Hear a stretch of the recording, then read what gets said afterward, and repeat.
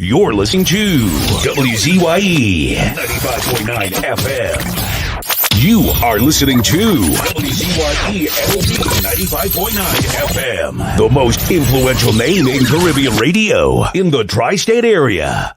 Broadcasting from East Orange, New Jersey, the most influential name in Caribbean radio, WZYE 95.9 FM.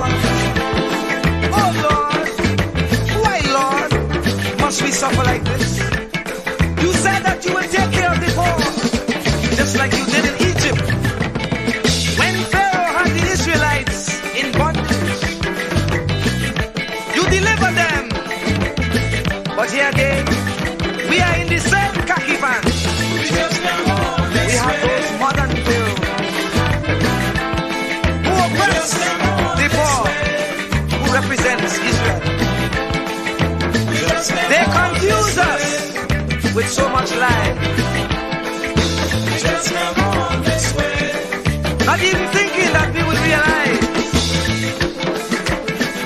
And if we criticize, we could be ostracized. sides. We don't know who to trust. That's why I say, Lord, please listen to this prayer that comes from the Lord.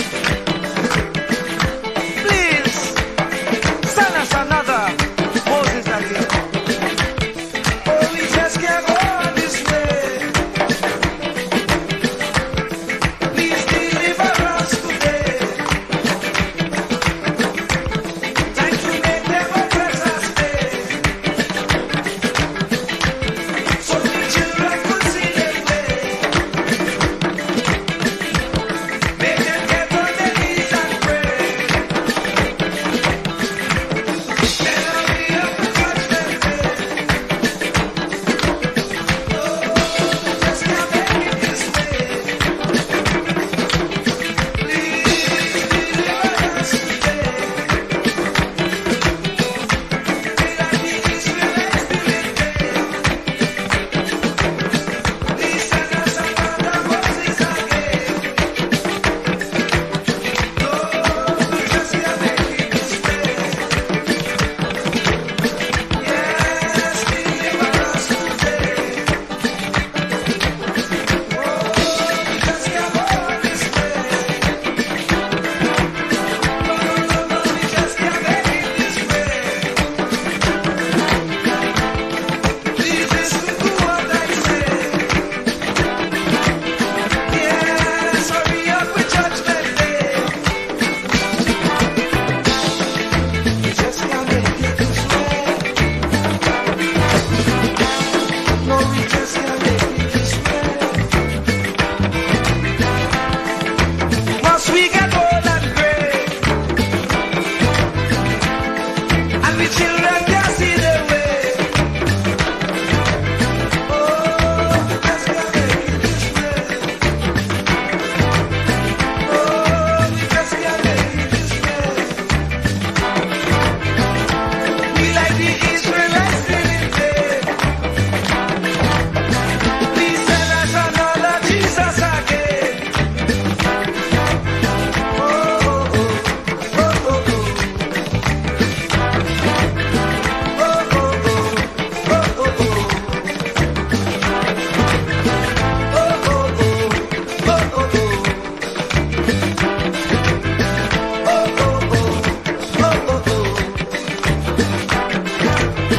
Oh, oh, oh, Lord, we just can't go this way. Lord, we just can't make it this way. No, no, no, no, we just can't go this way. Please hurry up with judgment day. How do celebrities like Justin Bieber and The Rock generate hundreds of millions of dollars? It's actually not what you think. They make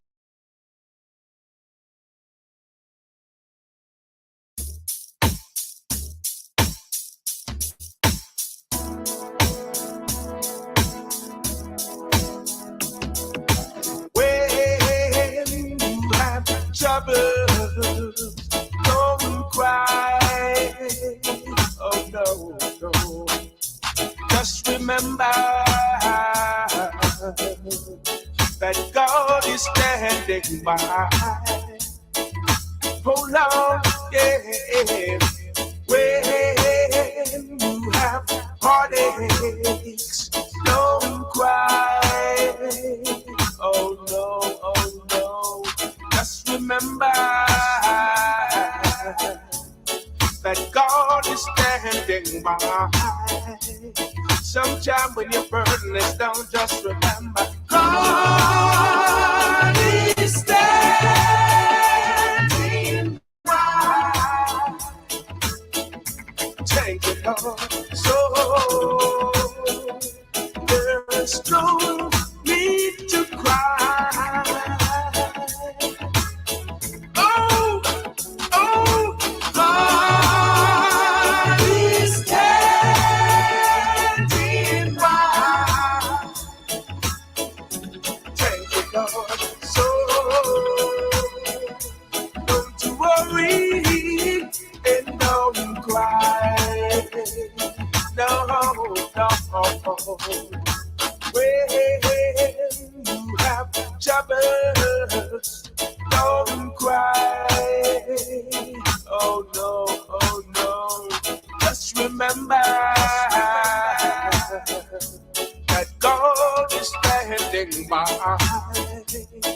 When you come running over, just remember God is standing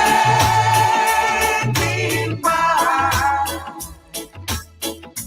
Thank you, Lord. So there's no need to cry.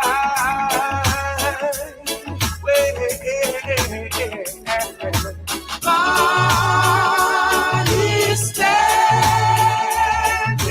by. Thank you, Lord. So don't you worry and don't cry. Oh Lord, yeah. Forget about your troubles. Forget about your pain. Yeah.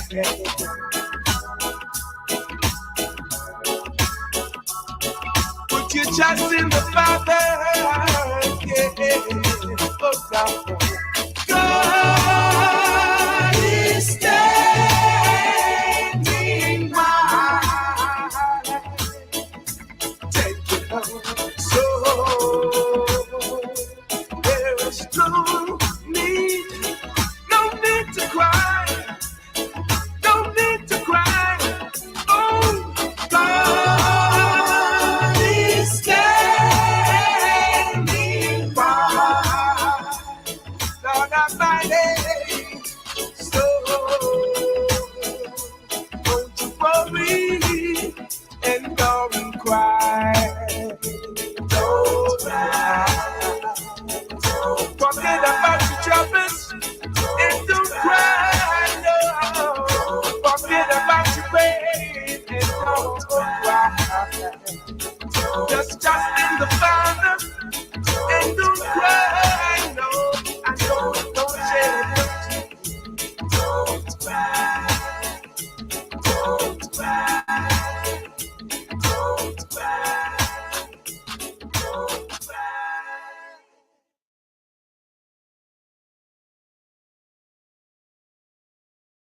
No offense, but if you still think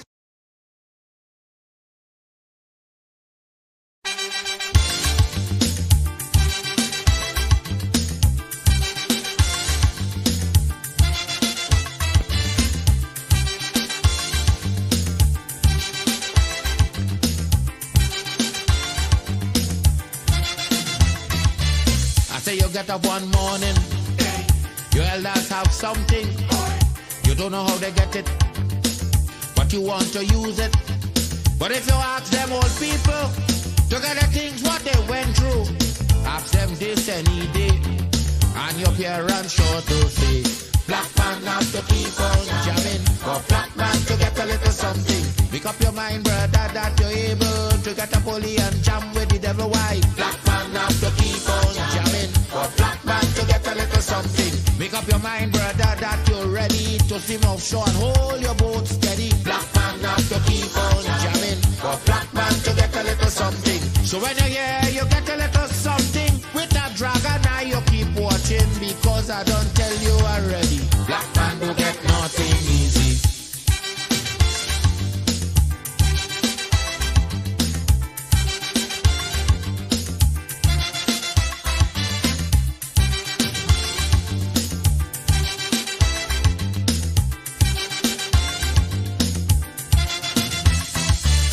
Say you get up one morning, and oil money running. How it come you don't know, so that it care how the thing go. But if they read about Uriah, they wanna find out the pressure. How we get so much old hell to get a penny from TLL. Black man have to keep on jamming, for black man to get a little something.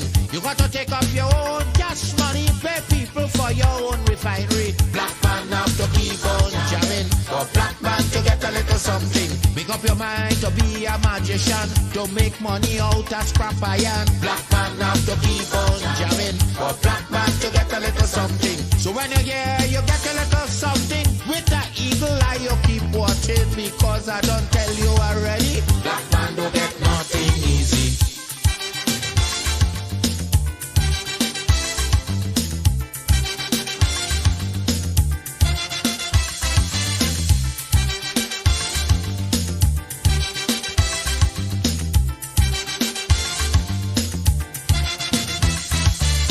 So we got up one morning, independence happening, getting the thing come easy.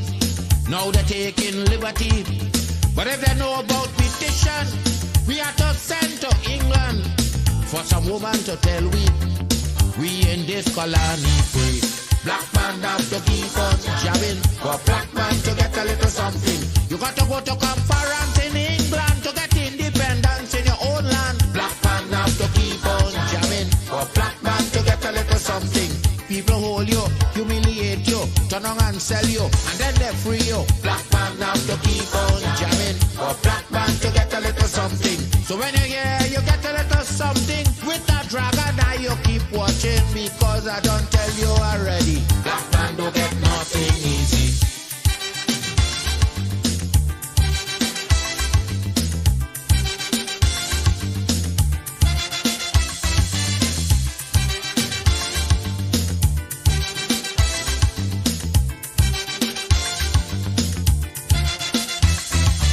So when a black man gets something, he got to start thinking.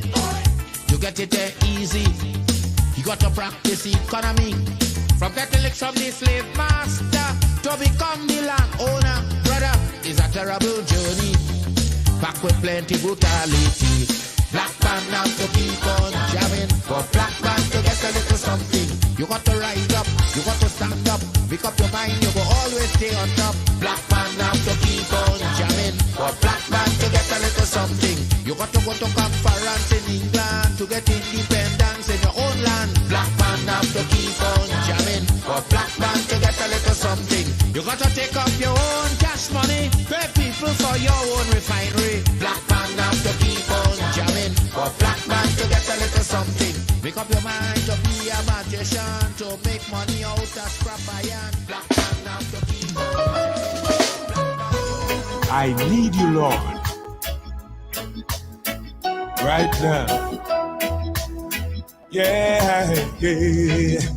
I must tell Jesus all of my trials. I cannot bear these burdens alone. In my distress, He kindly will help me. He heaven loves and cares for His own. I must tell Jesus. I must tell Jesus. I cannot be. No. My burdens alone. I must tell Jesus. I must tell Jesus. Jesus can help me. Only Jesus alone. I must tell Jesus all of my troubles. He is a kind and compassionate friend. If I ask Him, He will deliver. all my troubles quickly and hand. I must tell Jesus. I must tell Jesus. I cannot be. I must tell Jesus. My burdens alone. I must tell Jesus. I must tell Jesus. Jesus can help me. Only Jesus alone. What must I do when worldliness calls me? What must I do when tempted to sin? I must tell Jesus, and He will help me over the world, victory to win. I must tell Jesus, I must tell Jesus, I cannot be. No, Jesus, my burdens alone. I must tell Jesus, I must tell Jesus. Jesus can help me. Jesus can help me. Only Jesus can help me. Only Jesus. Keep me as the apple of thine eye. Hide me under the shadow of thy wing. O Lord, my Savior. It's so hard to deal with personal struggle. It's so sad when you feel alone in your trouble. It's real hard when you want to talk to a brother. It's so bad because of how some look at you after. So Jesus, cover me while you fix it. Cover me while you fix it. Cover me while you fix it. Jesus, cover me. Cover me while you fix it. Cover me while you fix it. Cover me while you fix it. Jesus, cover me. Cover my head. Satan want me dead. Cover my back from human attack. So Jesus, cover me while you fix it. Cover me while you fix it. Jesus, cover me while you fix it. Jesus, cover me. People see you smile, but don't know the hurt that you're feeling. Even as God's child, at times your heart does be bleeding. Where can you go when you're really looking for healing? Who know how to flow when your soul needs some restoring? So Jesus, cover me while you fix it. Cover me while you fix it. Cover me while you fix it. Jesus, cover me. Cover me while you fix it. Cover me while you fix it. Cover me while you fix it. Jesus, cover me. Cover me home from evils unknown. Cover my feet so I'll never retreat. Oh Lord, cover me while you fix it. Cover me while you fix it. Cover me while you fix it. Jesus, cover me.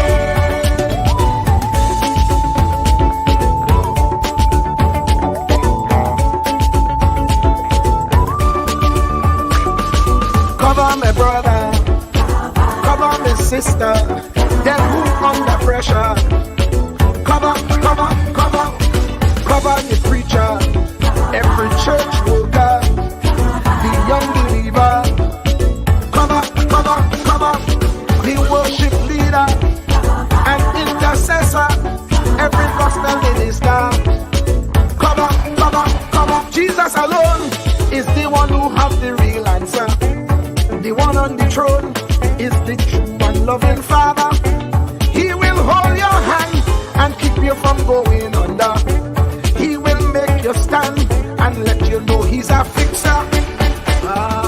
Cover me while you fix it. Cover me while you fix it. Jesus, cover me while you fix it. Jesus, cover me. Cover me while you fix it. Cover me while you fix it. Jesus, cover me while you fix it. Jesus, cover me. Cover me, man. You know the struggle sometimes.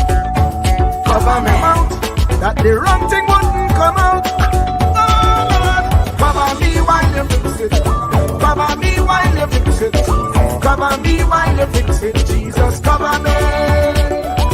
Cover the Christian in the midst of aggression with the power of your right hand. Jesus, cover them helpless children. Jesus, defend them. Send help from heaven. Jesus, cover all them radio stations that blessing the nation. Grant divine protection. Jesus, cover me.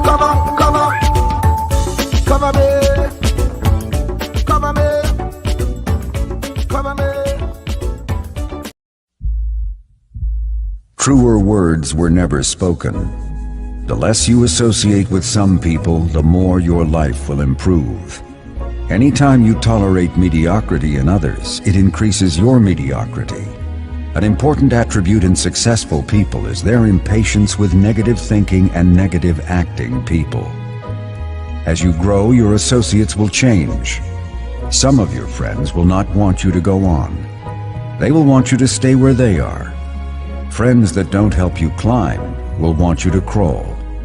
Your friends will stretch your vision or choke your dream. Those that don't increase you will eventually decrease you. Consider this. Never receive counsel from unproductive people. Never discuss your problems with someone incapable of contributing to the solution, because those who never succeed themselves are always first to tell you how. Not everyone has a right to speak into your life. You are certain to get the worst of the bargain when you exchange ideas with the wrong person. Don't follow anyone who's not going anywhere. With some people you spend an evening. With others, you invest it. Be careful where you stop to inquire for directions along the road of life. Wise is the person who fortifies his life with the right friendships. If you run with wolves, you will learn how to howl. But if you associate with eagles, you will learn how to soar to great heights. A mirror reflects a man's face, but what he is really like is shown by the kind of friends he chooses. The simple but true fact of life is that you become like those with whom you closely associate, for the good and the bad. Note, be not mistaken. This is applicable to family as well as friends. Yes, do love, appreciate, and be thankful for your family, for they will always be your family, no matter what. Just know that they are human first, and though they are family to you, they may be a friend to someone else and will fit somewhere in the criteria above. In prosperity, our friends know us. In adversity, we know our friends. Never make someone a priority when you are only an option for them. If you are going to achieve excellence in big things, you develop the habit in little matters. Excellence is not an exception. It is a prevailing attitude. Yes, yes, yes, yes, yes, yes, yes, yes, yes, yes, yes, yes, yes, yes, yes, yes, yes, yes, yes. Let me say a special hello to all the WZYE 95.9 FM listeners. Of course, ladies and gentlemen, it's the one and only in the village with Uncle Tommy, Professor Wall Street, and you on WZYE 95.9 FM. And of course, ladies and gentlemen, we come to you every Monday, Tuesday, and Thursday from 7 to 10 p.m. That's every Monday, Tuesday, and Thursday from 7 to 10 p.m. And this is how we start the thing. It have our place WZYE, where they treat you like friends and family. So if you're looking for a place to belong, going WZYE, you could come along. If you have haste, do come with me. We do have dad on WZYE, Santa Meditate. And there you have it, ladies and gentlemen. That is from one of our originals here in the village, a young man that we call Dr. Love, better known as Rennie Muhammad. Yeah, I ain't seen Rennie in a little bit, but I know I'm the Rennie, but anybody see Rennie lately? I ain't seen him. But you know how we say here in the village, ladies and gentlemen, we say it doesn't matter what color t-shirt you wear. You wear a purple t-shirt, a burgundy t-shirt, a red t-shirt. Each and every one is welcome in the village. Doesn't matter what planet you're from, Mazatania, Xenorania, Sonaranius. Each and every one is welcome in the village on WZYE 95.9 FM. And you know we have an oath/pledge to the people. Here we go. Ansam LeBon and Marshall Nesbitt solemnly swear to conduct this radio program in a true, fair, and balanced manner, ensuring that all perspectives are given equal consideration and that the information presented is objective and unbiased. We pledge to provide a platform where diverse voices can be heard, fostering open and constructive dialogue that serves the best interests of our audience and community. Our commitment is to uphold the principles of journalistic integrity and ethical broadcasting throughout the duration of this program. Thank you. And there you have it, ladies and gentlemen. The only program on the planet with an oath/pledge to the people who listen to this program. And of course, let me bring in my good friend, the man himself, the one commonly known as Uncle Tommy. Tommy, welcome. Good evening, Professor Wall Street. How are you today, sir? Today is a marvelous day, my friend. I ain't get no complaints yet. Today is a great day. I don't think you get any at all because you've been doing such a fine job. That's appreciated by all. What about you? Neither any complaints. I had a good day today. I made a visit to my doctor today, which was pretty good. So far so good. You know, Tommy. Today was interesting, right? A young man sent a note on the program last night. Ian is his name. So he called me today, right? And we was talking. And he was talking and he was saying that, I'm involved. I have my own online radio. He's telling me I have my own online radio program and I'm doing this and I'm doing that. And then he tells me, he said, "What is your real name? Because I don't know your real name. All I know yes is Wall Street." I said, "Well, my real name is Anselm Libon." He said, "Wait now, you Libon? You Anselm Libon?" I said, "Yeah. I mean, I don't know if you have another one, but I know, I know." He said, "Wait now, man. You was gonna say something?" No. Yeah. I said, "But," he said, "But wait now. You used to run?" I said, "Yeah, I used to run in Trinidad. I mean, I run for a club called Milo Shine." He said, "But wait now, boy." He said, "Wait now, boy." He said, I know you, boy." He said, "I used to run for Burnley." Was it Burnley or Trin City Striders? One of them two teams he told me he used to run for. And we started to talk about all the athletes back in our days, Tommy, back in the 70s, right? Because he used to run for a club, and I gave him this story, right? I told him that there's two clubs that I always wanted to run for in Trinidad and Tobago. One was Burnley, and the other one was Trin City Striders. But, I have to be honest with you, and they say a liar has no memory, right? So you have to tell the truth, you don't remember anything. And Tommy, for some reason, them club didn't want me to run for them. And the only thing I could have thought about was that because I was from Lavantil. Wow. Seriously, because I was pretty good. I was pretty good because in 1978, I made the Trinidad and Tobago chiropractic team and I won a bronze medal in the 800 meters. So I thought I was somewhat decent, but I couldn't run for them, boy. And he was calling all these names of all these people. And I tell him, yeah, I know every one of them. All them names he call, I know them. He called some young lady's name, I know them. Some of them went to Grambling University, them went to Jackson State University, all parts. And most of those people, Tommy, went on scholarship. Most of those people. So it was interesting. It was interesting that discussion went into track because he had asked me something. I said, yeah, I'm still doing masters track and field and I've established 20 world records and since I've turned 40, right? He's like, yeah. He said, but I remember you. I said, okay, a small world, boy. And all we was talking about is radio. Is he in Trinidad or in the US?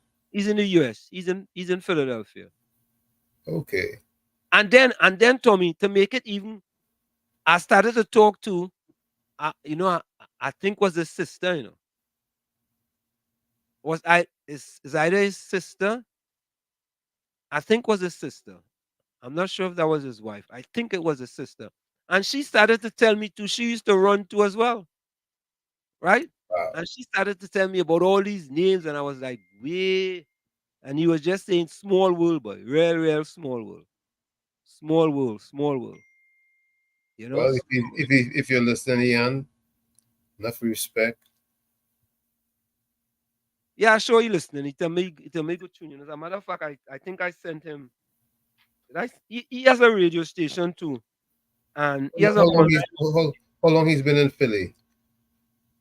Well, he hasn't been in Philly a long time. I think about 6 months. He's actually from the United Kingdom, and he was Oh, just okay, spending okay. some time in Well, if he was a Philadelphian from long ago, I should have known him. Yeah, nah. He hasn't been in Philly a long time. As a matter of fact, let me do this. Let me send him this thing right now. Yeah, I will send it on his because he called me. Let me send it on his hmm. Let me send it on his number. Okay, here we go. We send. This is it here. Let me send him a message. I'll send him this. All right, there we go. Yeah, so I just sent him. I don't know how he came up on us, but somehow, and he was telling me like people that listen to our program all different because he was from the United Kingdom. He said, yeah, boy, then people that be listening to you guys all over the place. I say, wow, interesting. You So let you'll me be surprised. You'll be surprised to know how many people listen to this show all over the world. correct is right. It is the true, is the true. First in the village tonight was Caribbean Soul. He says, good evening, WZYE TV and listeners. Yep. Caribbean Soul says, soon as Trinidad get heavy rainfall, pipe bust at the Mm-hmm. Ministry of Health headquarters. Them could fool some. I know for sure that no pipe, that is rainwater leaking from the roof. That building cost 450 million. Wow. Remember the other building where it cost $500 million was also leaking too? Remember the Yep. other one? Yep. Why just I wonder who just had a contract, boys? NH, the fella with the last name, where they used to have a hardware store on is it Charlotte or Henry Street? I think on Charlotte Street. Mm-hmm. They had a hardware store. No, I'm not aware. I'm not aware. Elias. Emil. Yeah. No, not email. Um, I forget the other one who was it that, but the Prime Minister, right? Najib. Huh? Najib. It was Najib Elias, right? That's the name of the store. But the fella with And NH it's just Emil. is Emil. And it's just Emil. The store was Najib. Okay, all right. Okay, yeah. Vishram says, Lockdown, good day, Uncle Tommy and Walsh. Today menu, fried shrimp and sada roti. I suck too much mangoes, sent me toilet often. Okay. Enjoy, welcome. Yeah. But Tommy, after the top of the hour, I'm going to definitely play that video by the Archbishop. Yes, it's Yeah, a good time to do it early. yeah. After the top of the hour, definitely gonna play that because I think that that homily, as they say, sent a lot of messages. It sent a lot of signals then to how things are really in Trinidad and Tobago. And I don't know if many people saw that, but I think it's very interesting. Very, very interesting. Um, Capitan, welcome. Emil get off a rape charge. The rape charge. Okay. He was on a rape charge, Tommy? Hmm. I think somebody had brought an allegation against him. I don't know. KFC, welcome. KFC. Hi, good night, man. What's happening? Plenty rain down there, man. What's happening, brother? Make it real cold. It's cold down there? Good night, Uncle Tommy. Good night, Good night, Uncle good Tommy. night, Good night, good Mr. night, Washington. good night, sir. Good night, sir. Yeah, don't forget to play the video with the Archbishop. I want to Yeah. play for last night, man. Yeah, we gonna play it, man. Don't worry about it. We got you. We got you. You know, Muruga, you know your party got victory, Muruga, in Denmark? Yeah, I heard they won Indian walk. What happened? Yeah, the people that dropping up there and getting on. They love the crime. They love the taxes. Oh They man. love them getting no water. They love what's going on in the country, there, man. Man, they come across there, you know. They really love the P&M, don't they? They love the P&M. Man. They love the P&M. P&M is that the ruling party in Trinidad and Tobago? Yeah, but if you're the place where man, I had to come across it, man. Because I don't know if I any room for me down in the basement there. Yeah, we got a basement waiting for you. We got a basement. We got you covered. All right, man. Yeah, man. All right, man. Love to listening, man. All right, man. Yeah, thank you so much, man. Yeah, man. KFC. Hey. Next thing Judy he's gonna tell me it's snowing. Yeah. KFC gonna say, man, it's cold down here, man. But Tommy, to be honest with you, I remember one year I going back home. And I outside in the night in Chumakak. Uh-huh. One of the people living in the building come out with a sweater on it, and I have on a t-shirt on me and a hot. Yeah, and boy, it's a little chilly here, you know. I say, what? It's a little what? He said it's a little chilly, man. And he have on a sweater. I don't understand how people could wear corduroy pants in Trinidad and Tobago. You know, I kind of sort of could understand it.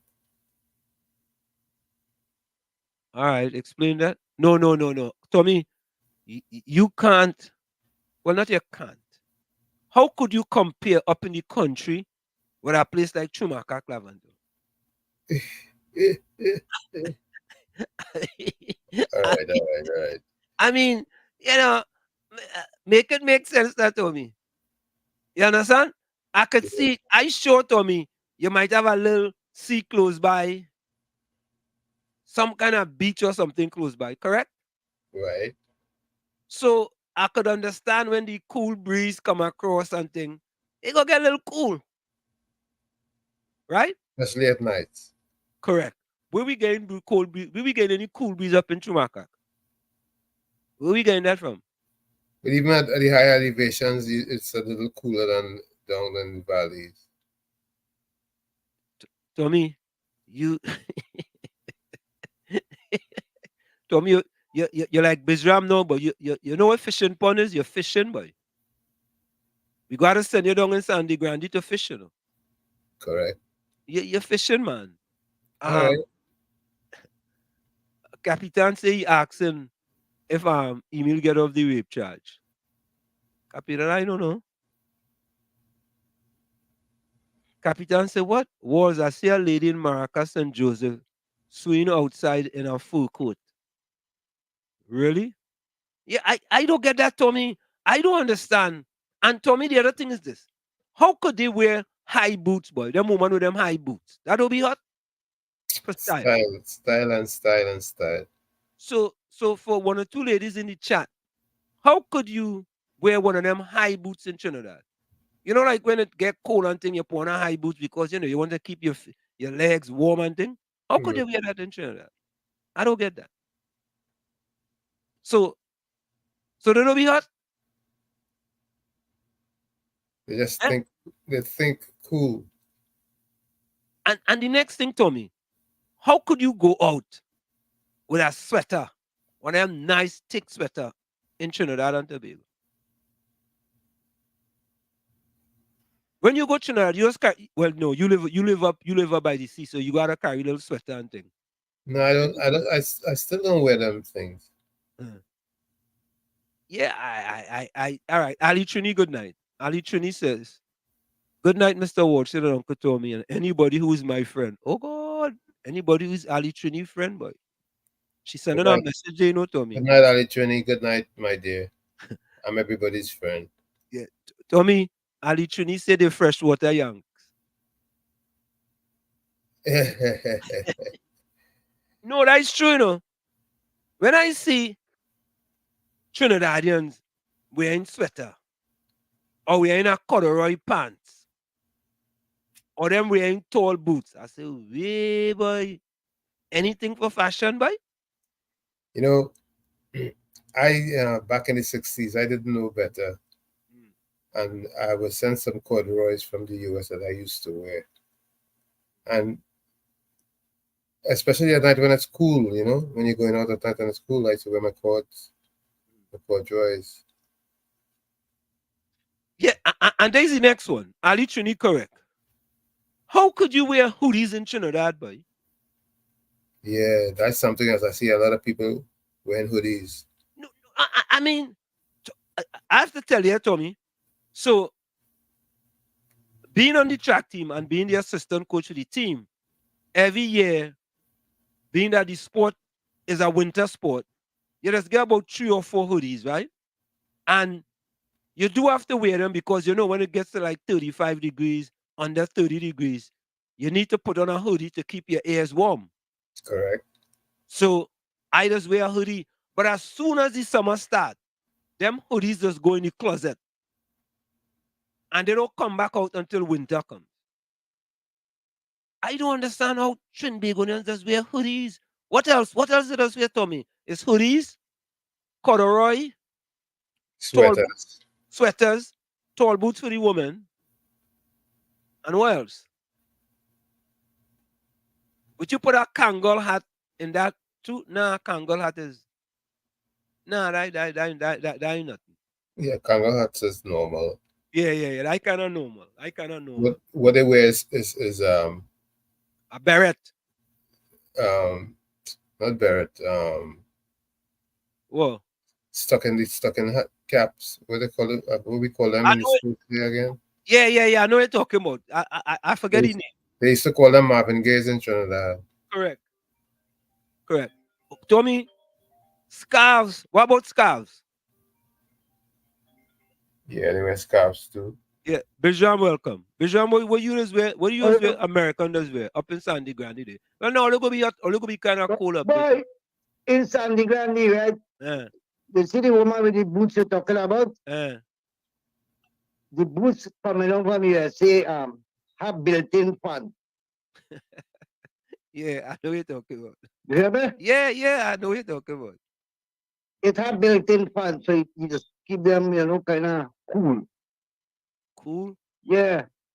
Let me ask you this. You hear me? Yeah. You listening? A man with 2 eyes seeing further than a man with 1 eye? Nah, not necessarily.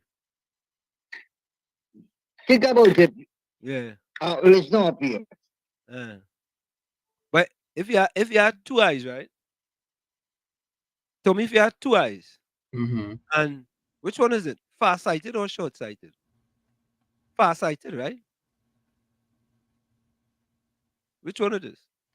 When you could see better nearer. Well, I'm not an expert on it, but I know that me personally, I see better further away. So I thought sometimes it says the opposite way around. If you could see further away, you're short-sighted. If you could see farther away, I think you'd be far-sighted, right? Yes. And if you see shorter, you'll be short-sighted. Yes. Right. So that's what I think. I mean, I'm not I was an ophthalmologist. Yeah, Bishop. You ready answer for me? Yeah. I think the two eye man could see further. Two eye man, but I believe you're wrong. You see, when you see with two eyes, the energy going in two eyes. Right? Yeah. So when you see with one eye alone, all the energy going in one eye and we see further. Oh. Okay. Yeah, man? Yeah. All right. All right, Bishop. Oh God. We gotta call Bishop Joseph too, like we partner going Joseph, Tommy. You gotta change Bishop last name to Bishop Joseph. You should not Bishop Einstein. Oh, you wanted to be Einstein instead? Yeah, because he's very analytical. Yeah, we could. I no problem. We could deal with that too. You know, but Tommy, we have talked about mangoes in here, and you know, there's actually a video about mangoes. Listen to this video here. Known for their deliciously sweet juice, mangoes are a vastly anticipated fruit in Trinidad and Tobago. Ready? Set. Go.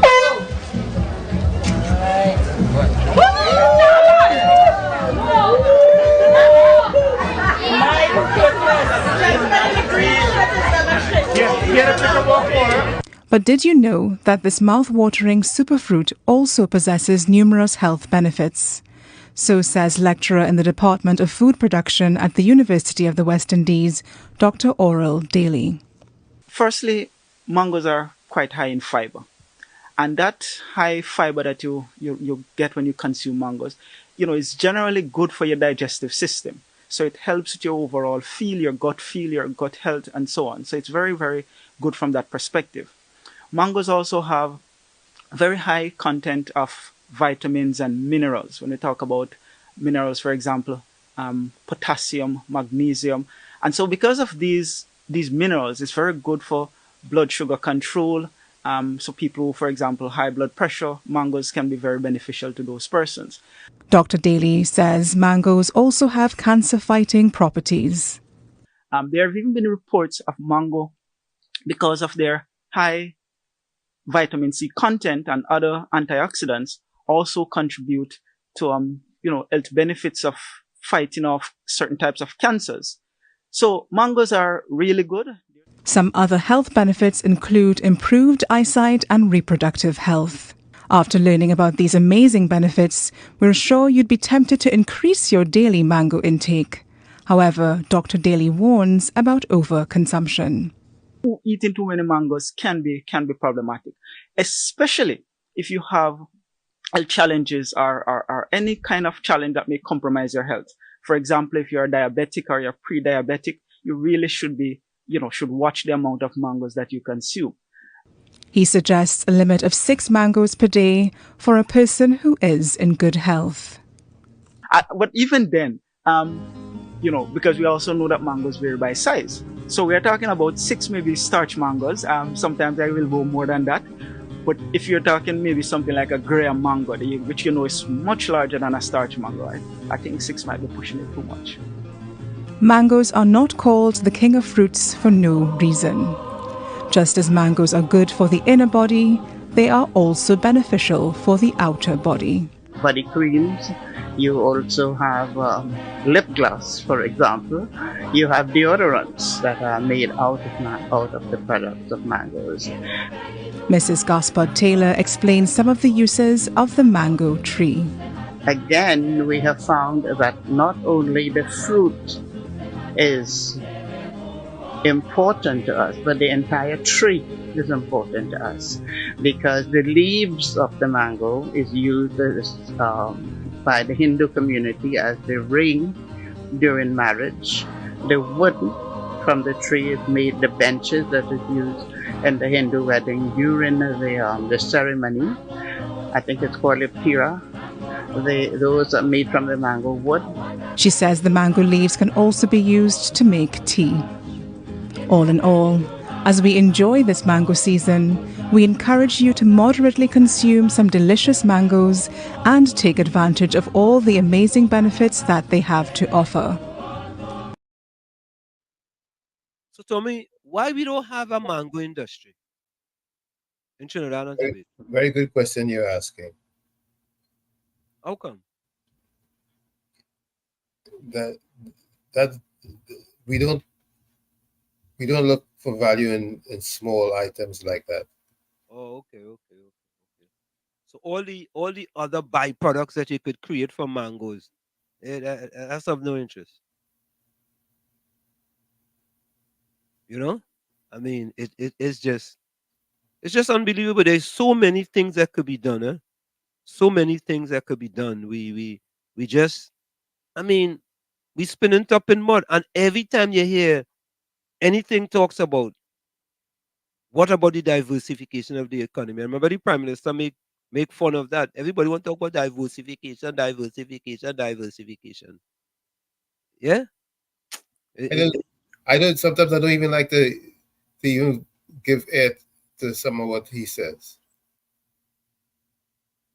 You know, I mean, it's really a shame. It's really a crying shame when you really think about it.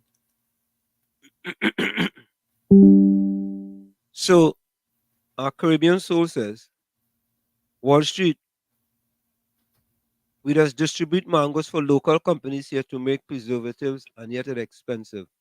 $6 for a pack of preservative mango with 4 to 5 thin slice, less than 1 mango in a pack. It's true, you know. And you know, Tommy, when I used to go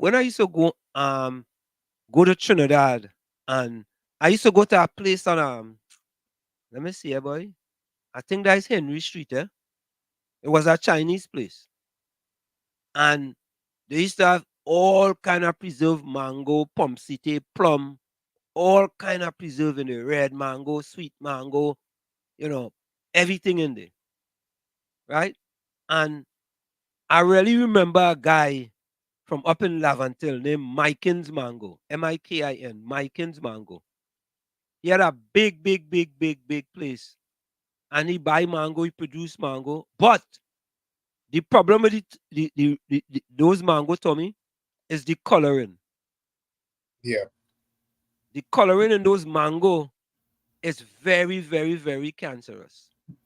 Yes, dangerous. It's dangerous. That coloring in that mango is dangerous. And many of us may not know that, but it is dangerous, very dangerous. Ali Trini, thank you, Charlotte Street. Yeah. I used to go there and buy a mango all the, because you know when you go home, you go and you buy a 2-pack of them big pack with mango, tamarind ball. And next thing, Tommy, tamarind ball. You don't make tamarind ball in Trinidad no more, you know. You know that? Says who? The sugar balls now. Okay.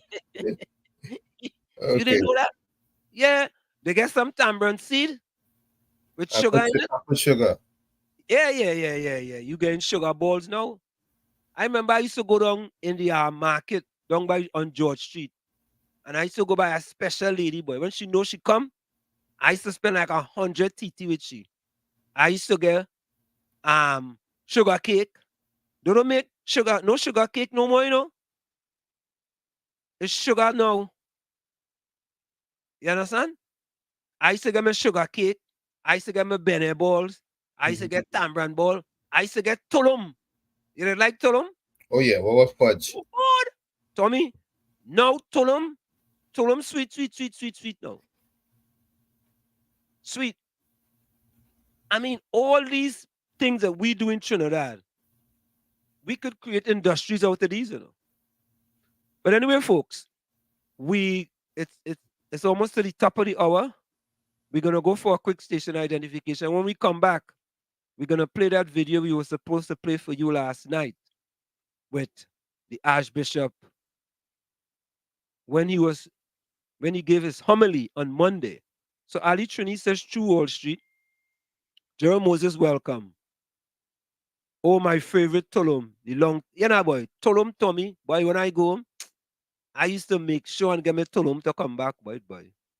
And my kids and them, Tommy, they used to like all them things. Daddy, make sure you bring sugar, cake, and tambourine ball. I like Benet balls too much, but folks, we're going to go for a quick break, and we'll be right back. Stick and stay. It's In the Village with Uncle Tommy, Professor Wall Street, and you on WZYE 95.9 FM. We'll be right back after this. Don't go nowhere.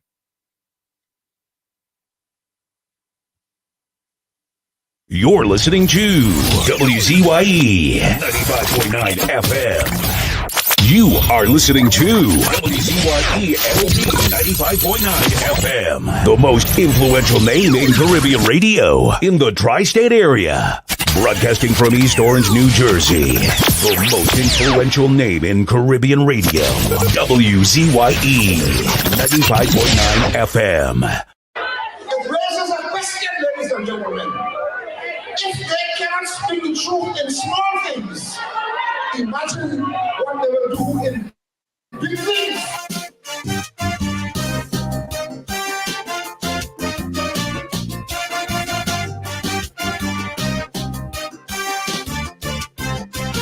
I want to send a message to Black Stalin. It have some people that need burning. With honest people, you know where you stand.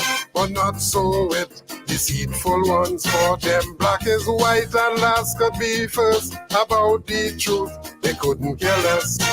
What was wrong for them yesterday, now 10 times worse, they have nothing to say. For everything they was complaining, now their silence is deafening. So Black Stalin, now to you I turn. Them deceitful people must burn. Rowdy shut down Petro train, they say not a word. Fire to burn. No foreign exchange, they yet to be heard. Fire to burn them. In 6 times he raised the gas price. When we was producing it, they had it nice. But his protest like rain, they go burn down flat, flat, flat. If UNC did do that, so Stalin, light your fire. We cannot wait any longer. Stalin, time to burn them deceitful men and women.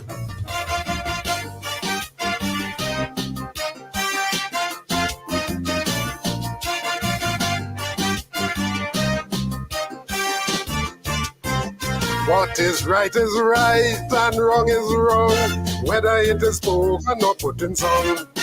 Those who fear the truth, them hypocrite, will always hate the people who speak in it. There's 5 and 6 murders every day, with bullets and bloodshed everywhere. People are living in gripping fear, while the police tell you to pray. And the only reason you're still alive is nobody ready to take your life. For the right price, you could be history. That is where crime reaches sweet and now is arm home invasion from them, not a word. Fire to burn them. Daily drive-by killings, they yet to be heard. Fire to burn them. People charged with murder could escape jail, cause under the PNM they will get bail. But it's protest like rain, they go burn down flat, flat, flat. If UNC did do that, so Stalin, light your fire. We cannot wait any longer. Stalin, time to burn them instead of deceitful PNM.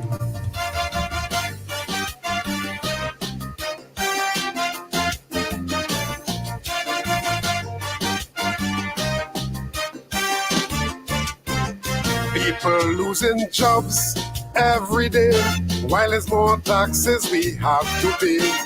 But all them snake in the Balizé, not one word you would hear them say. And food prices going up daily, you can't buy food for your family, while government live in luxury. Inflation strangling everybody. And for the sick and the elderly, they can't buy drugs in the pharmacy, but there's none so blind, the Bible tell me, than those who have eyes and refuse to see. Now it's property tax, they're very quiet. Increase like bill, they're very silent. Them but boasting how they quiet, because SB and them they wouldn't riot, but it's protest like rain, they go burn down flat, flat, flat. If UNC they do that, so Stalin, light your fire. We cannot wait any longer. Stalin, time to run them, time to burn out the PLM.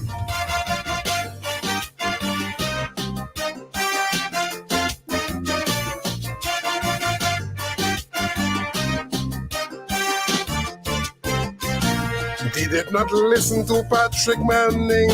Now the country is suffering. It's arrogance and incompetence, corruption and nepotism.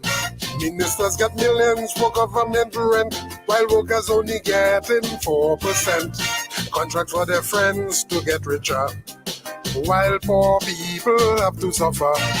100 million in fake oil scandal, while there's no beds in the hospital. Mr. Manning advice they did not take. Now we eat bread that the devil baked. Now it's corporate manslaughter from them, not a word. And those who are guilty still on the job. Oil and gas production is at all-time low. The Minister of Energy don't have a clue, but this protest like rain. They go on down flat, flat, flat. If UNC they do that, Stalin, light your fire. We cannot wait, brother. Stalin, time to condemn. Time to fire the PLM. Remember, people who can't face the truth will always hate the people who speak it. Them a hypocrite, them hypocrite.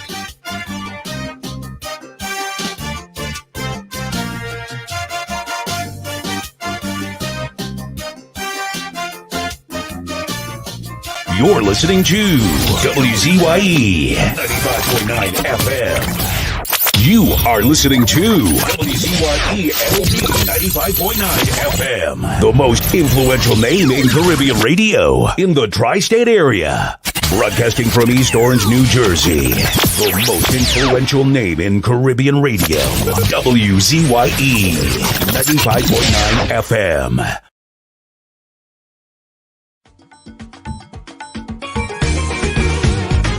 Hey, hey, oi, oi. Hey, hey, oi, oi. In Trinidad and Tobago, politics was we and them. That was never meant to be so, according to the anthem. But ethnic insecurity was maintained to divide us by some people in the country to sow the seeds of distrust. But we have fought a new system within the community. Now what used to be we and them has now become only we. From now on this nation is we. From now on it is you and I. From now on it is unity. From now on we flying high. All the races have come together to build a better country and create a brighter future for the whole society. The we and them thing is no more, because it is plain to see in this country from shore to shore the community is we. No more we and them, from now on this nation is we. No more we and them, from now on this nation is we and we and we and we.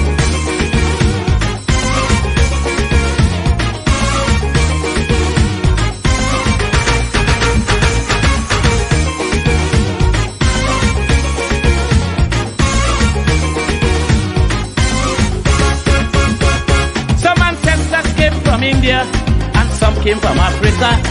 Look today, their descendants are here, coexisting together. There are others who came here too, the Chinese, Syrians and such. Native people are just a few in this land that we love so much.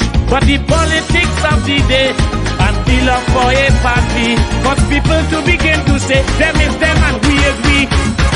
From now on this country is we. From now on we all shall be one. From now on that's how it shall be. From now on all division done.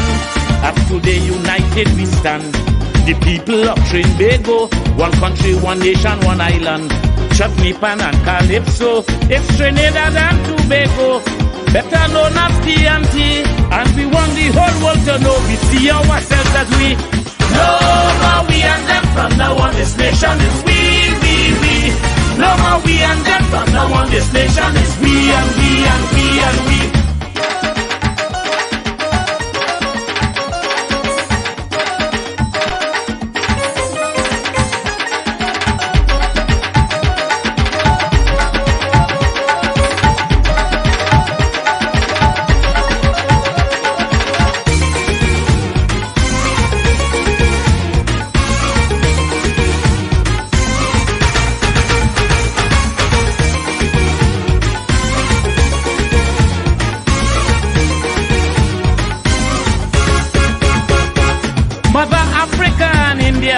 In this nation is no more.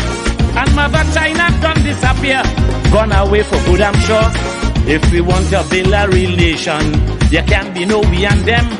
In spite of ethnic persuasion, all should fit in the system.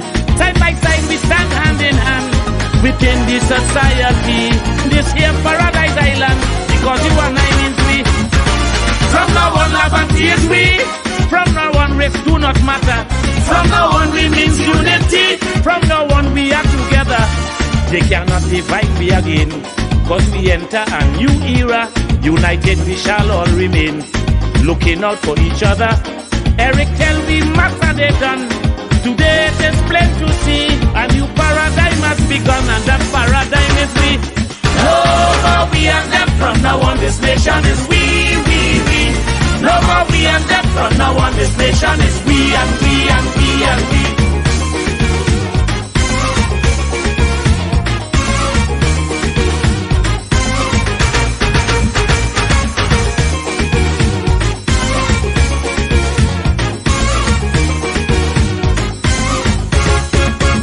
Some politicians have tried their best to keep we subdivided, as their policies would attest. And now we are united, using that old colonial scheme. They sought to divide and rule, because if we are not a team, we are more easy to fool. Look, they had us fighting each other, causing misery and pain. Now all these times are gone forever, before never again. From now on Trinidad is we. From now on one philosophy. From now on Tobago shall be. From now on standing equally. No more African, no more Indian. We shall all be citizens, forged together to build one nation. Though we are different persons, done away with the we and them. In this land of La Trinity, whenever we sing the anthem, from now on is only we. No more we and them, from now on this nation is we. No more we and them, from now on this nation is we and we and we and we. From now on this nation is we. No more we and them, from now on this nation is we and we and we. From now on this nation is we. No more we and them, from now on this nation is we and we and we and we.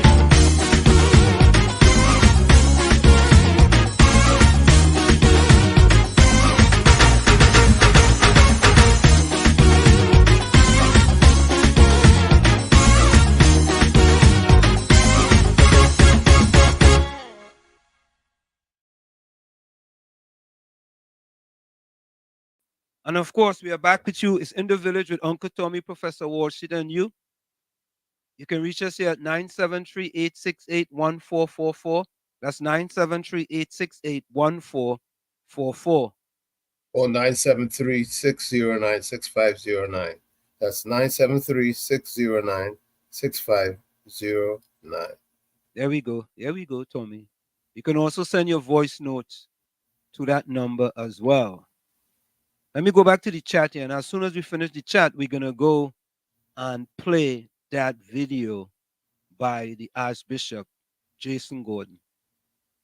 Ali Trini said, no, it's only boom boom. Oh God. Caribbean Soul say, even in Morby, the bottle is watery now. Yeah, boy, Tommy. I just had some homemade Morby there, boy. I mix it with some sorrel. You ever mix Morby with sorrel? Oh yeah, that's good stuff. That real good stuff, boy. Morby and sorrel. God, boy. Oh yeah. Yeah, That's come. good stuff, boy. Walton Walker, good night. Wall Street come to Bago for these good stuff. I have to make Tulum tomorrow. Oh God, Yeah. yeah, boy. Yeah, it's when I go to Big One, I get good stuff. Yeah, it have a lady in Tobago that's called she the Dashing Queen. That's my family, you know. Wow. She does make all thing from Dashing, boy. Everything from Dashing. I saw the video. And that's the next big industry right there, Tommy. Mm-hmm. You understand? Dashing, she make everything. She make Dashing wine, boy, all kind of. I saw that. She do everything. Yeah, real good. Anderson Wilson, good night. Anderson, good night, my friends from Akira and Anderson. Anderson, not a choke. Akira, welcome. Anderson, but we don't see Akira. We don't hear from Akira at all, you know. You just be only putting message for Akira all the time. The Akira put a little message for herself sometime now, Anderson. You know what I mean, Tommy? I know what you mean, Jelly Bean. Jerome Moses, welcome. People were swimming in a building in Port of Spain today. One thing with the PNM, they really take good care of you. Only the PNM understand. They're swimming in the building, so the building turned into a swimming pool. Yeah, yeah. You know what? We go show that video before we show the other one. Oh God. Jerome Moses say, I wonder if Roddy like Tulum boy. Joe, I really know what you mean by that, nah? Caribbean Soul says TTPS was only roam on the bus route. I now see a police vehicle on the main road and I living on the main road. Okay. If the UNC do Roger with a drag mannequin, add that verse. Okay. All right. Captain, what do you really mean? Caribbean Soul, wash it. You know, if Rowley sell Petrochin, we'll never know what went under the PNM. That's why Rowley moving fast to sell it. It's to hide up all the evidence. Yeah. Yeah. Here it is. It's Ian Wansley. Night, guys. My show starts 9 p.m., but we'll snub it. Yeah. All right. So folks, I mean, everybody know the issue that happened. I think it's today, Tommy, with the Ministry of Health, the building. Mm-hmm. With the Ministry of Health, the building that cost $450 million. Take a listen. Amber Vita Gopolchan, thank you so much for joining us. We begin with news that the Ministry of Health's new headquarters in Port of Spain is evacuated and closed due to massive flooding. These videos show parts of the building experiencing major leakages. The ministry's headquarters is located at Jerningham Avenue in Queen's Park, Savannah East, Port of Spain. An employee at the ministry confirmed the flooding depicted in the videos. However, the employee claims a main pipeline ruptured in the female washroom on the third floor, causing excessive water damage. Electricity in the building has been turned off and staff evacuated. The ministry has issued a notice of closure for today, confirming it is due to unexpected plumbing issues, which it says resulted in several floors being affected. Health Minister Terence D'Alsing declined to comment on those videos of the massive leaking and flooding at the new administration building. The building was officially opened just last year, August. The ribbon was cut by Prime Minister Dr. Keith. Tommy, Tommy, you in construction, right? Yes, sir. Tommy, how could you? I mean, it could happen.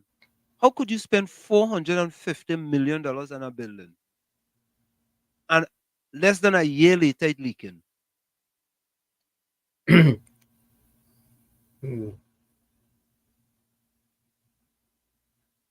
I don't even know what to say. All I could say is that some shoddy plumbing was done. A thing that we do here in the United States when we use PVC. Now, PVC is the main pipe that's used or material that's used in plumbing in Trinidad. We have to do the two steps. which has used PVC cleaner to clean the pipe before gluing it, using the glue. In Trinidad, I see a lot of plumbers don't use the PVC cleaner. They just would clean the pipe off with a rag or something, or a piece of cloth, and then just put glue. One step. Here, when you do, in this country, when you do plumbing, a plumbing inspector inspects before you close up the wall to hide any of the pipes or any of the plumbing. What that inspector looks for is that blue, which is the color of the cleaner, so he knows that all joints were cleaned before they were stuck. In Trinidad, it is not so. So, Tommy, here's my question. Is it a coincidence that there's heavy rain and all of a sudden a pipe is leaking? I don't see that being relevant. So you saying a pipe is leaking? I don't see how the rain affects that pipe leaking. No, but I'm saying that is the leak coming from the rain or from the roof as opposed to coming from a pipe leaking? And the excuse could be, well, a pipe leaking. You just never know. You just never know. It's so what's being touted as the reason. A pipe. A pipe. Yeah. But I could see plumbing problems coming about because of that one step in securing joints, as opposed to the two steps here in the United States that is mandatory, because a plumbing inspector looks at your roughing before you cover it up or hide it or however you want to say it. You think they have that in Trinidad? KFC, welcome. Yeah, good night, Mr. Worship. Remember there was some elevation the parliament? Yeah, but as the Red House was leaking too. And the time I run out the parliament, I thought bucket of water. So Yeah. there was a pipe burst there too. Yeah, the Red House was leaking too. The Red House. Yeah. $500 million. And Caribbean South said the same thing. Same with the parliament. Yeah. So I mean, I wonder if it's the same contractor but a different one. Yeah, but I look to understand you yeah. The Bishop from Port of Spain. Yeah, man. Yeah, Indra said it looked like a roof leak. I told me that real water there, nobody. Yeah. Yeah, because even if the a pipe is or a supply line is leaking, there should be a shut-off valve that you can. Oh, Tommy, look, you read Indra mind. Indra say, why didn't they shut off the lock? They must have one. So there's a shut-off valve, right? There should be a shut-off valve that you could abate that leak with in record time before it becomes a crisis. Tommy, in my estimation, for transparency and accountability, if I was in charge and I made that statement, I was going to the valve and lock off the valve and show people that, listen, this here is the valve, or this here is where the pipe busts, or whatever it is, for transparency and accountability. You think we'll get that? I don't know. I don't know. You're gasping for words today, but yeah, I'm waffling because you're waffling too bad. But I just send you to the waffle house, you know. You don't have a waffle house in China. You're waffling. It's gymnastics you're playing today, Tommy. Oh God, but yeah, but you know, something doesn't seem right about the whole thing. But like I said, in the plumbing, I don't know. Plenty things we don't know. Anyway, Tommy, let's go to the Archbishop, and I want you guys to listen to this. Listen to the Archbishop. I want you guys to listen carefully to what the Archbishop had to say on Monday. All right, hold on. This is gonna go back to a little something here. Let me get rid of this. Okay.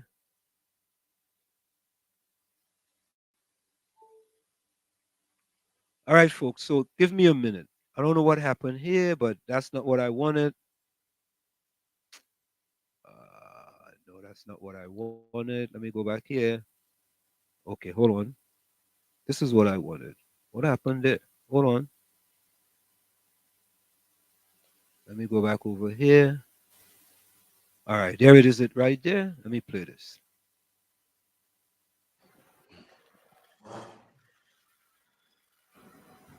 Our readings today continue from the book of Kings. And really, you can see from David, who God promised his dynasty, to Naboth, who really is a weak man. You could see that the thing is going in the wrong direction. You could see that we're heading wrong, and it's getting worse and worse. And it would seem as if, where is God in all of this? What we have here in our text is when power is corrupted and used wrongly. Why is the king given power? Why is the leader given power? Why is the parent given power? Why is the archbishop or the priest given power? To serve others and to ensure right service for everyone. That's why power is given. What we have here is power now taken and turned in on itself. So this is not power given to serve others. This is power turned in on self that becomes covetousness and becomes a dark cancer in the soul of the human. Naboth wanted a field, but what the text doesn't tell us is that in Judaism, the land was precious. Why was it precious? Because each tribe was allotted land for the tribe. And the whole understanding of family land, ancestral land.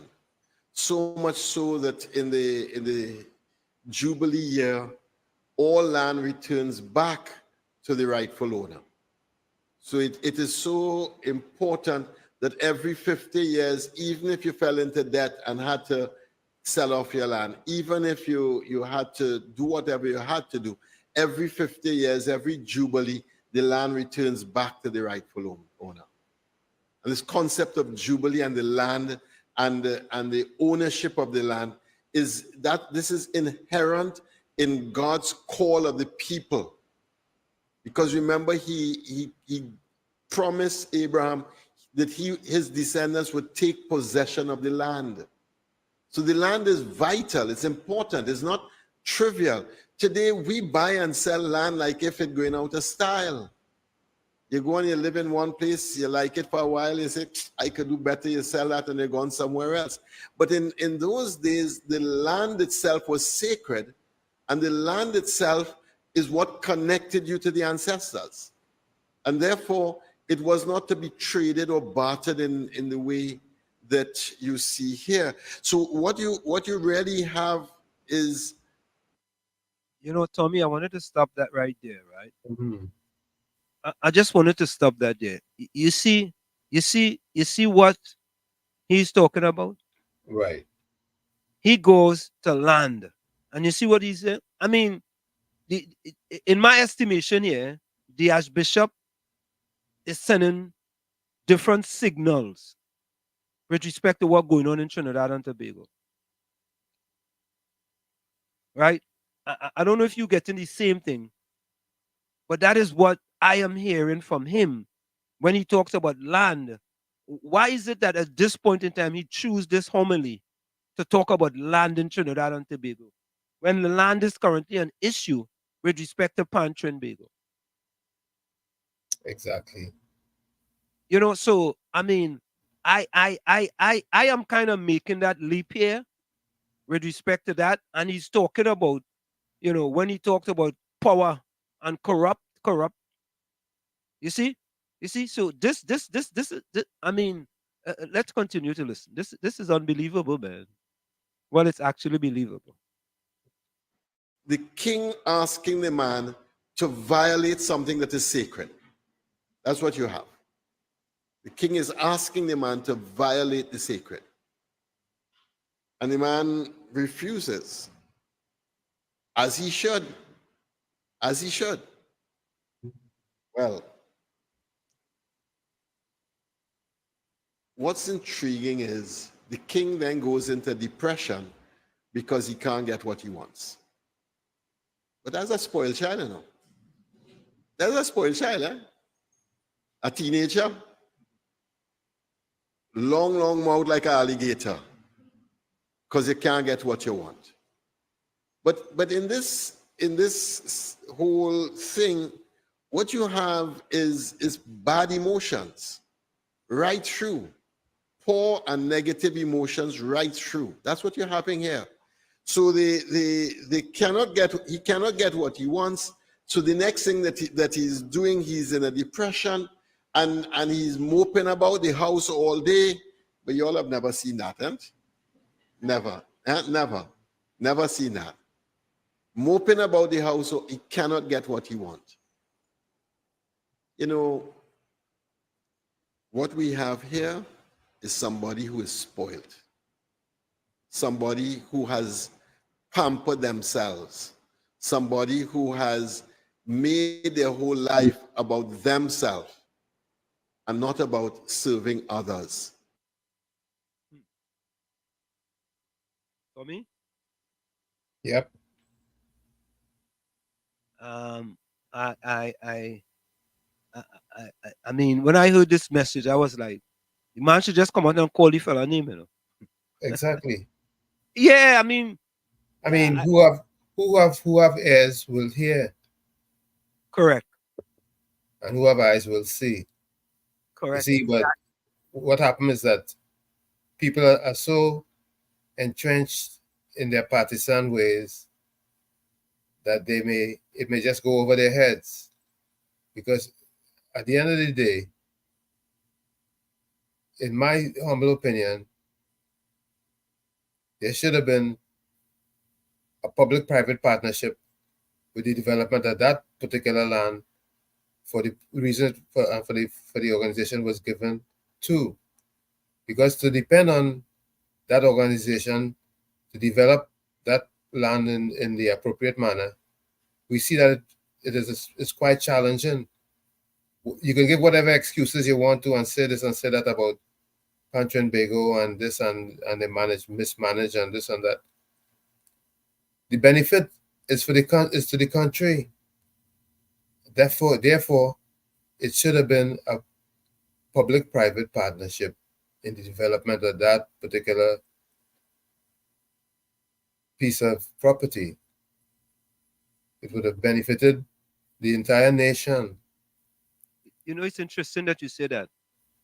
There have been other partnerships in Trinidad and Tobago where the government gave them land and them took the land and uses as collateral to get a loan to build whatever they wanted on the land that the government gave them for free. Right. You see? And the same thing could have been done here. Same exact thing could have been done here. But let's continue to listen to the Archbishop. There is more. Let's continue. And being there for others. What's the role of the king? The role of the king is to keep the realm safe and to provide safety and security for the kingdom first. The role of the king is also to find the men and women of valor and honor and who have particular talent and ensure that they use their gifts for the good of the whole. That's the second role. to really bring the talents out of people so that the whole realm is being served by the best in every area of the realm. What else is the role of the king? To ensure that there is fairness and justice within the realm. And so that there's always a sense of fairness within the realm. And a lot of the role of the king in the ancient days was ruling over matters of justice and judgments. Since we know high, we know what fair is, you know. And all you knew what fair was when you were so high? And you know? Replace your windows and doors now and don't pay.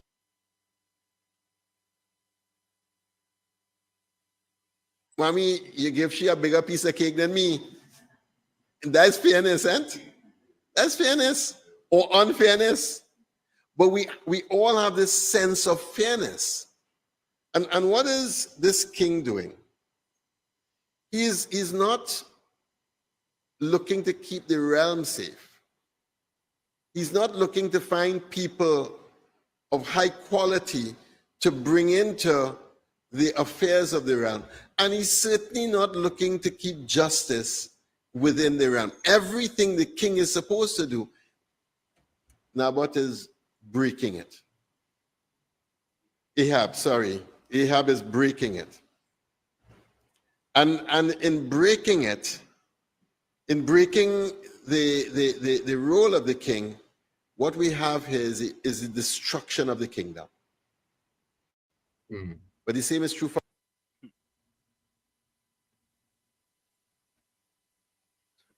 Some of you heard that? Yes. I mean, it's clear as day. It's clear as day. Clear as day. But you know, we have to put things in. Is it parables? It's parables. It is doing. Well, when it comes to the religious context in parables. Oh boy. Let's continue. For us, you know. The same is true for us. Do you know the same is true for the family?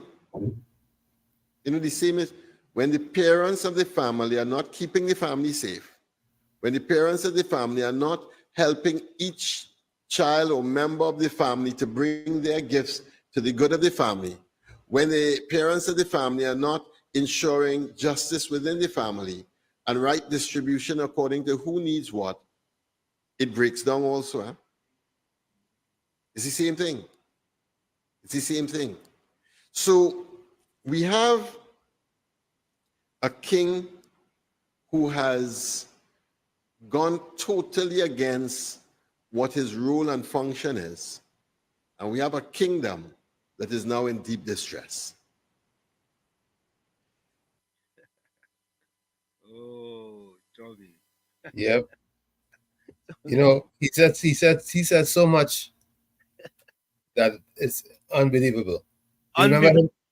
Yeah, he talked about getting the right person or persons or skill set to do the appropriate and correct thing with what you're given. It's like you give a taxi driver an airplane and tell him, taxi that down the runway, fly that. Guess where that going? Right there on the ground. It ain't leaving for the skies at all. But the taxi driver owns the airplane. Yep. You have to give him also a pilot. Yep. They might have a game, a co-pilot too. That's correct. Let's continue to listen. And you think it can't get worse? You think it can't get worse, eh? And now we have a wife. Now we have a wife. And oh gosh, the name of the wife alone tells you something. Really? Serious? You know? Oh gosh. The name of the wife alone tells you something. But in the text, what is worse than the king is the wife sends these instructions to the leaders. And the instructions are direct violation against justice. And the leaders fulfill and obey the instructions and commit murder. Why? Why would they do that? You would think there would be one noble person who would stand up and say, no, you can't do this. No, sorry. You'd think so. But once terror comes to a land, everyone cowers unless you really find a noble person who will stand and do what is right.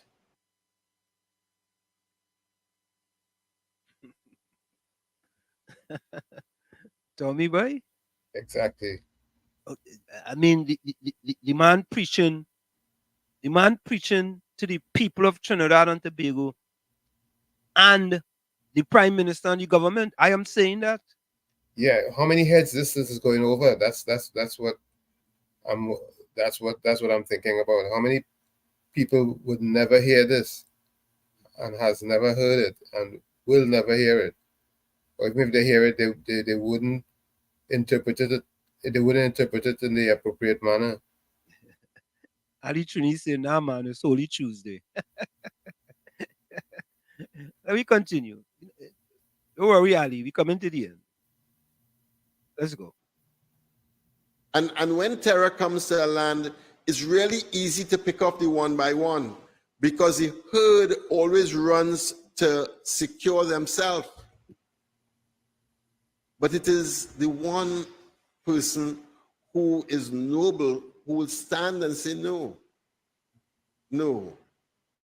this is not how, we cannot do this. We cannot participate in this. And because the land was corrupted, corruption continued. It continued. And rather than someone standing up for what is right, all of these characters complied with the queen and did what was wrong. I talking about Israel back in the day, only. Don't go quoting me on that. I like how you handle that. Yeah, hear that, Tommy? You hear that, right? Talk about Israel back in the day. Yeah, after all of that. Yeah, I said after all of that. I like that. Yeah. After all of that, a disclaimer. Yeah, I talking about Israel earlier back in the day. You show the disclaimer up right one time. Who's only disclaimer? You understand? Yeah, boy, that was our boss one. But he made the point already. The point is already made. Point is already made. The toothpaste is already toothpaste out of the tube. Long time. And after is 9 minutes. After 9.5 minutes, Tommy, 10 minutes. After 10 minutes, I'm talking all of that. He about says, Israel. Well, don't go and quote me. No, I talking about Israel. Israel.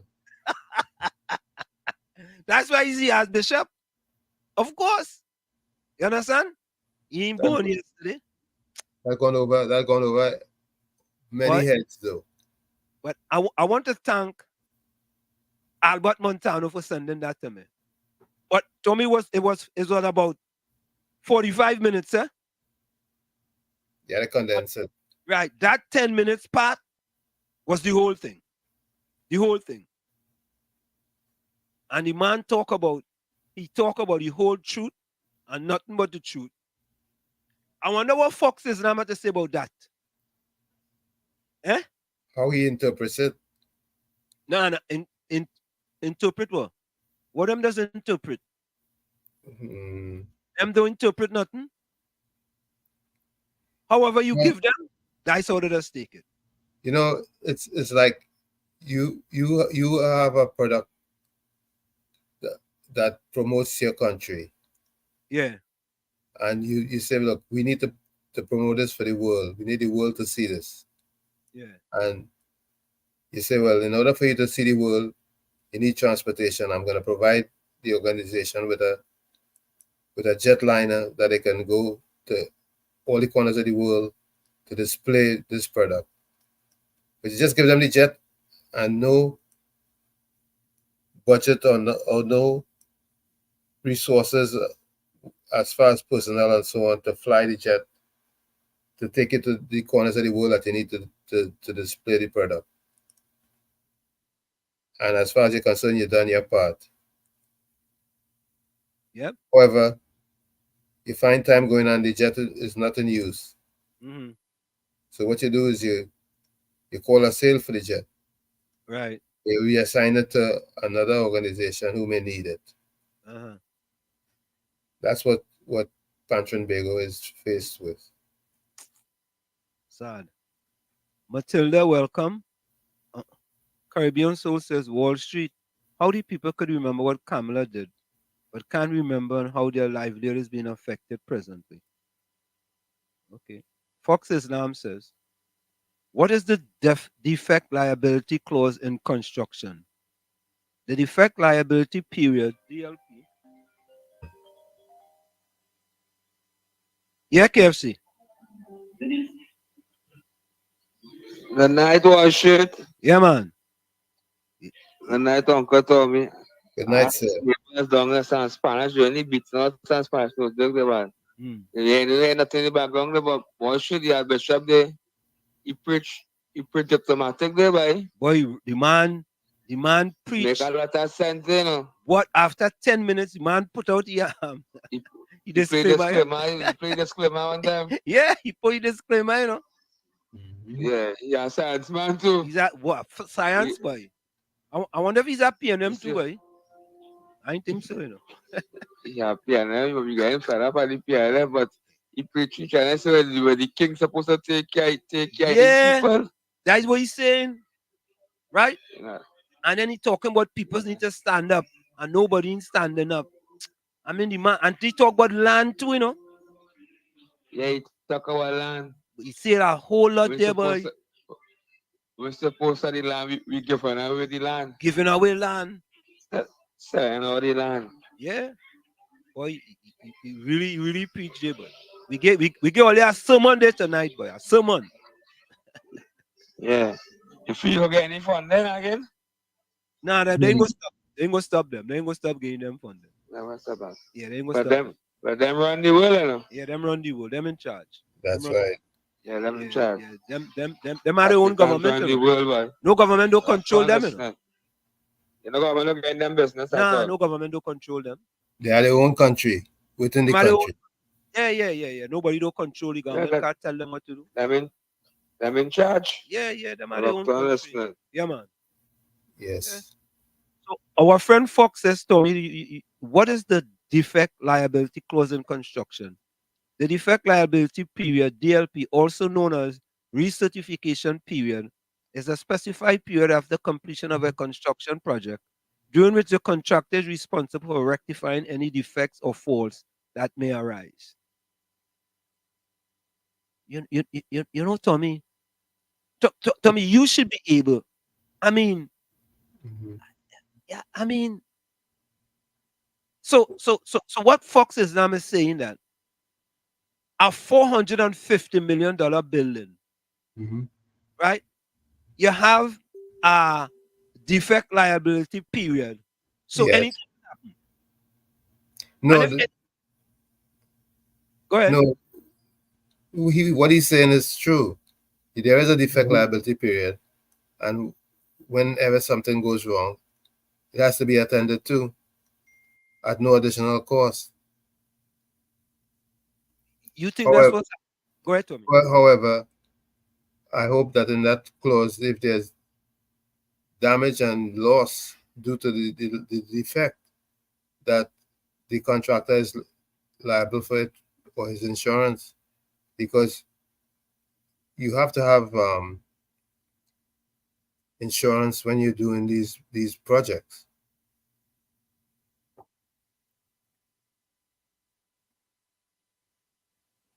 Tommy, I hear all of that, and you never know what can happen when you construct a building, right? You never know. True. There's the possibilities of all kind of thing happening. That's why you have to have insurance. Right. And HGC insists that you have insurance, that you you have a bond. But here's my difficulties. We had another billion that almost cost $500 million, and something similar happened. We have another billion that cost $450 million. That's the cost I was told. And something like this happened. So what does it tell us? Something else is happening, right? Oh yeah, we have a DLP, a defect liability period. Yes, we have that. But isn't there a deeper problem, Tommy, than just saying we have this clause, so whatever happens, it go get fixed? Well, we always have to have good oversight and management and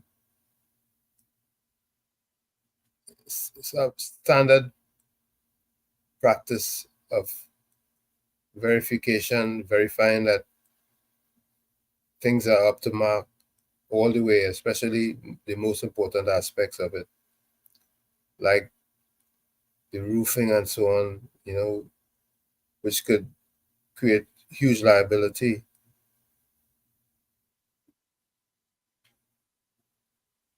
I just don't understand that, and it's easy to make an excuse for it, rather than to say, the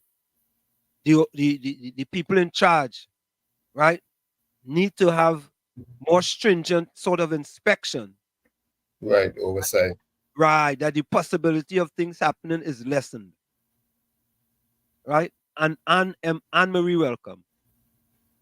Caribbean Source, I have two brothers. My parents and us put up money and built 3 separate houses on the same property for when we're ready to get married. There we go. There we go. Caribbean Source, land value never goes down, it always goes up. First 100. Tommy, your partner, Capitan, say he disagree with you. He said the best thing for that land is an Indian academy. Oh, God. Denise, welcome. No problem. Caribbean Social Worship, but the new Pande will be giving Pantrinbago some funds to help them out, but it seems Pantrinbago have a mismanagement problem, the thiefing out the funds. Okay. The thing is that you don't give a taxi driver a plane to fly. You give them the land, and you also give them the expertise to develop the land. I hear you, Tommy. To partnering. Ali truly says Fox Exam is a real fox, right? And and he cannot confirm that. The man said all the sheep went meaning Port of Spain to building apartments and nobody stand up for the land. Listen to Fox Islam. The priest was talking about the Israel king back then. It had nothing to do with present day Trinidad and Tobago. Tommy. So who he was preaching to? Oh God. He preaching to people in Israel. Yeah, he was preaching to people in Israel. Aditrini, you are correct. You are correct. I'm sorry to say this, but you are correct. You mean, Tommy, that man listened to a 10-minute speech, and I mean, really, boy, Fox, boy? Really, boy? That's what Trinidad is. That's why Trinidad is in the state it is. Exactly. Because of minds like that, who and have an intelligent mind like that, who have minds like that, who have authority, and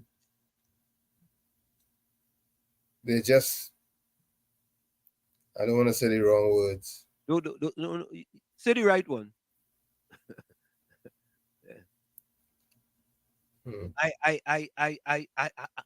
But you know what, Tommy? I expect that from Fox. I expect that. So he listened to 10 minutes. And what the priest was talking about the Israel king back then. It had nothing to do with present day Trinidad and Tobago. Right? Why did he have to put in a disclaimer? Why you think you had to put a disclaimer, Fox? Fox, you know what that's like, Tommy? It's like people coming on the program and saying certain statements, and then we play the disclaimer.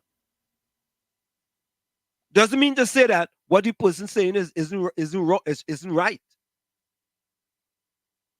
But you know, Lions Love says what we need in Trinidad is a pan academy where people from all over the world could come and play and learn how to play the instrument. But not so, says Keith. Keith Aboud Sabgaroli. That's a good one. I literally want to hear Fox sermon now. Fox, write a sermon and put it in the chat. Caribbean Soul say, ask Fox why we had to pay the contractor millions when the highway collapsed in Mosquito Creek. I mean, or you say Mosquito Crack, I mean Creek. It's Creek. Yeah, but I mean, you know, he said,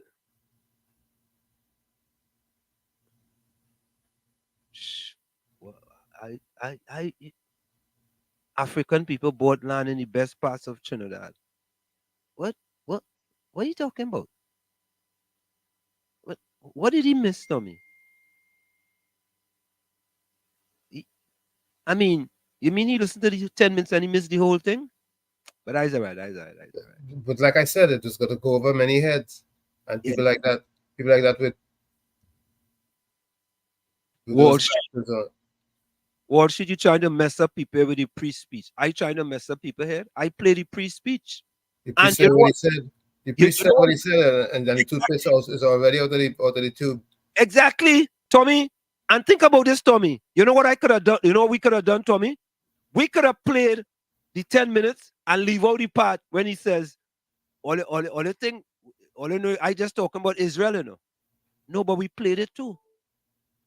We played it, and the reason why we played it to show you that the Archbishop knew exactly what he did. He knew exactly what he was trying to accomplish. And when he finished, with a smile, he says, Olia, don't quote me, you know. I talking about Israel back then, you know. Right? But the smart people will understand fully what he was talking about. Yeah, Fox say, I interpret the speech how I want. Being interpreted how I want? Tommy, so you interpret it how you want to, Tommy. We didn't interpret it, you know. You see, people we listen to what was said, and we analyze exactly what was said. Correct is right. Correct is right. Being said interpretation is analysis of what's being said. Critical thinking and an analysis. That's what it is. It's critical thinking and analyzing what is said. You know, it's funny, Tommy. When they put icing on a cake, do you know what color the cake is? Nope. Okay, there we go. There we go. You have to actually cut the cake and go down into it to determine what it is. Yes. And Marie, you are absolutely correct. Absolutely correct. The Archbishop was simply speaking in parables. Exactly.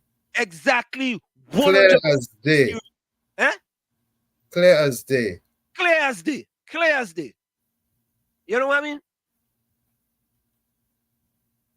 Clear as day. He's speaking in parables. You understand?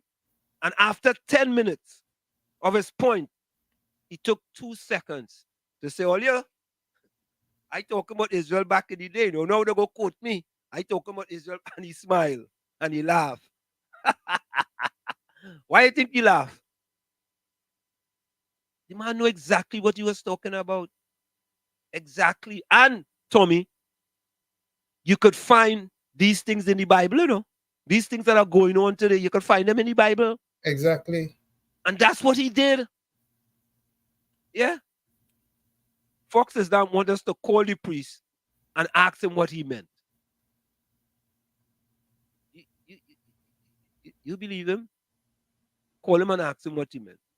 Fox Islam is wasting our time. That's what he's doing. Yep. Tommy, let me go for the break. Let's move on. Yeah, let me go for the break. Folks, it's In the Village with Uncle Tommy, Professor Wall Street, and you on WZYE 95.9 FM. We're going to go for a quick break, and when we come back, you know, I'll go play. You're listening to WZYE 95.9 FM. You are listening to WZYE 95.9 FM, the most influential name in Caribbean radio in the tri-state area. Broadcasting from East Orange, New Jersey. The most influential name in Caribbean radio. WZYE 95.9 FM. She's going to be singing Plight of My People. Make some noise for Lady Gypsy.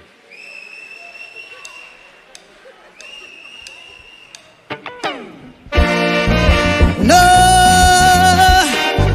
plight of my people.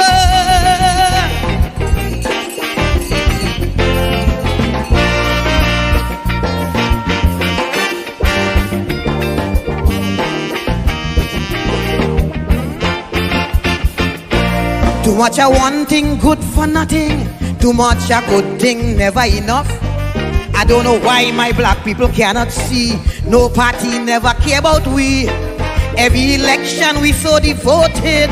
How we love up we PNM.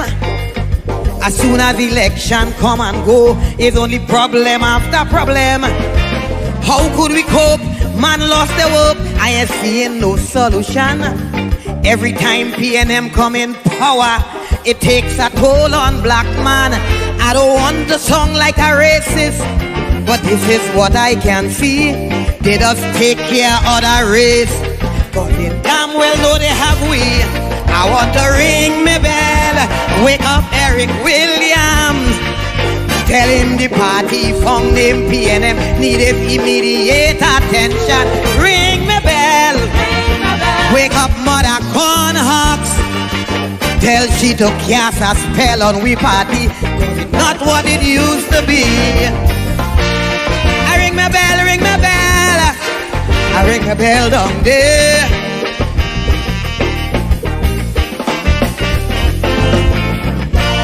I ring my bell, ring my bell, I ring my bell down there. This thing is becoming out of hand. It's time this damn nonsense stop.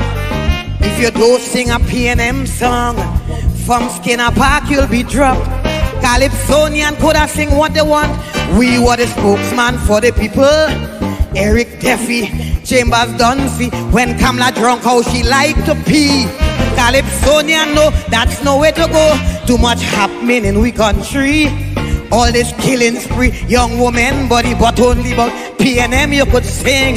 All them songs playing on the radio, all you singing with Kamala do.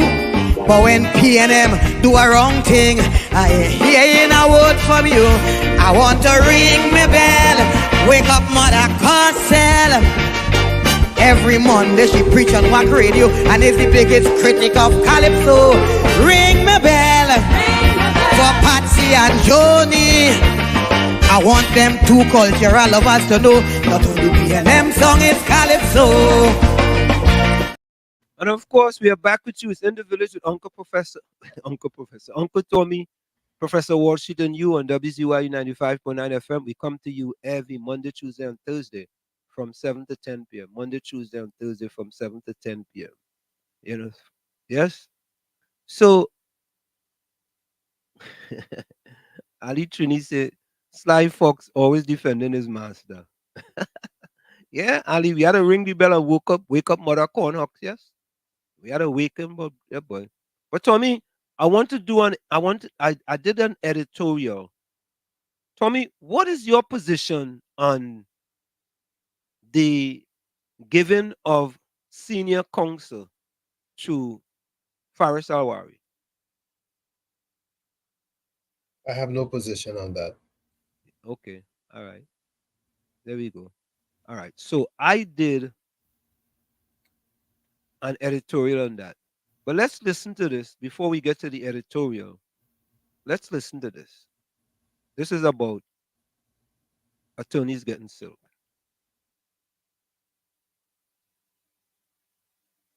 13 attorneys have risen to the top of their field and recognized symbolically in a ceremony at President's House on Monday with the conferral of silk.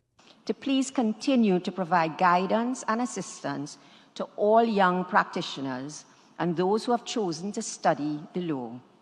This is your solemn duty as leaders. Among those bestowed with the exclusive designation were Government Ministers Faris Alwari and Stuart Young, as well as Port of Spain South MP Keith Scotland, as well as Elaine Green, Haseen Sheikh, and Winston Senath.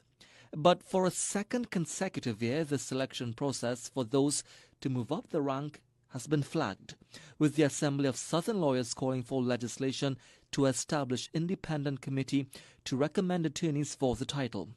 Rural Development and Local Government Minister Faris Alwari, a first-time applicant, admitted that the process can be reviewed. So I welcome reform. I welcome process. I want to remind you, when I was pioneering the abolition of preliminary inquiries, there were many senior counsel who said they would burn their robes and give back their silk. Today, the system is abolished. Scotland too said attention can be given to what has now become an issue of contention. I think we should approach it collaboratively and find if there is something to be cured, we cure it, so the process is more transparent. While Senior Counsel Israel Khan believes Minister Young is deserving of such title, he raised concerns about Al-Rawi's confinement. He has threatened to seek an injunction if Attorney General Reginald Armour SC does not agree to stop the ongoing application process for the appointment of Senior Counsel. Last year, Khan, who also serves as Criminal Bar Association President, filed an interpretation lawsuit challenging the selection process that has been used since 1964. During her address, President Christine Kangaloo outlined the process, which begins with an invitation for eligible attorneys to apply for the title. The Attorney General will then consult the Chief Justice on the composition of the list, with a final recommendation being sent to the Prime Minister, who will then advise the President on who is to be awarded silk. Jesse Ramdale, CNC3 News. Powerful, Tommy. You know who it ends up with? You see who it ends up in? Yep. The Prime Minister at the end of the king. The king. Let's put it in perspective. The king. The king. There we go, Fox. It end up with the king. But here's the editorial on Faris Al-Rawi. Questioning the merit of senior counsel for Faris Al-Rawi. An editorial by Professor Wall Street. The recent decision to reward former Attorney General Faris Al-Rawi with the prestigious title of senior counsel, silk, has stirred significant debate. While the title is traditionally bestowed upon legal professionals who have demonstrated exceptional competence, integrity, and dedication to the legal profession, many argue that Al-Rawi's appointment may be more politically motivated than merit-based. Here are 10 reasons why this controversial decision warrants closer scrutiny. 1. Political allegiances. Al-Rawi's close association with the ruling party raises concerns about the objectivity of his appointment. Given his prominent role in politics, it is difficult to separate his legal achievements from his political influence. 2. Performance as Attorney General. During his tenure, Al-Rawi's performance as Attorney General has been criticized for several missteps, including mishandling critical legal matters and failing to effectively manage legal reforms. His record does not reflect the high standards expected of a senior counsel. 3. Conflict of interest. Al-Rawi's involvement in various legal cases where potential conflicts of interest were apparent undermines the integrity of his legal practice. Such conflicts are antithetical to the ethical standards required of a senior counsel. 4. Lack of significant legal accomplishments. Unlike many of his predecessors, Al-Rawi lacks a track record of landmark legal victories or contributions to legal scholarship that justify elevation to senior counsel.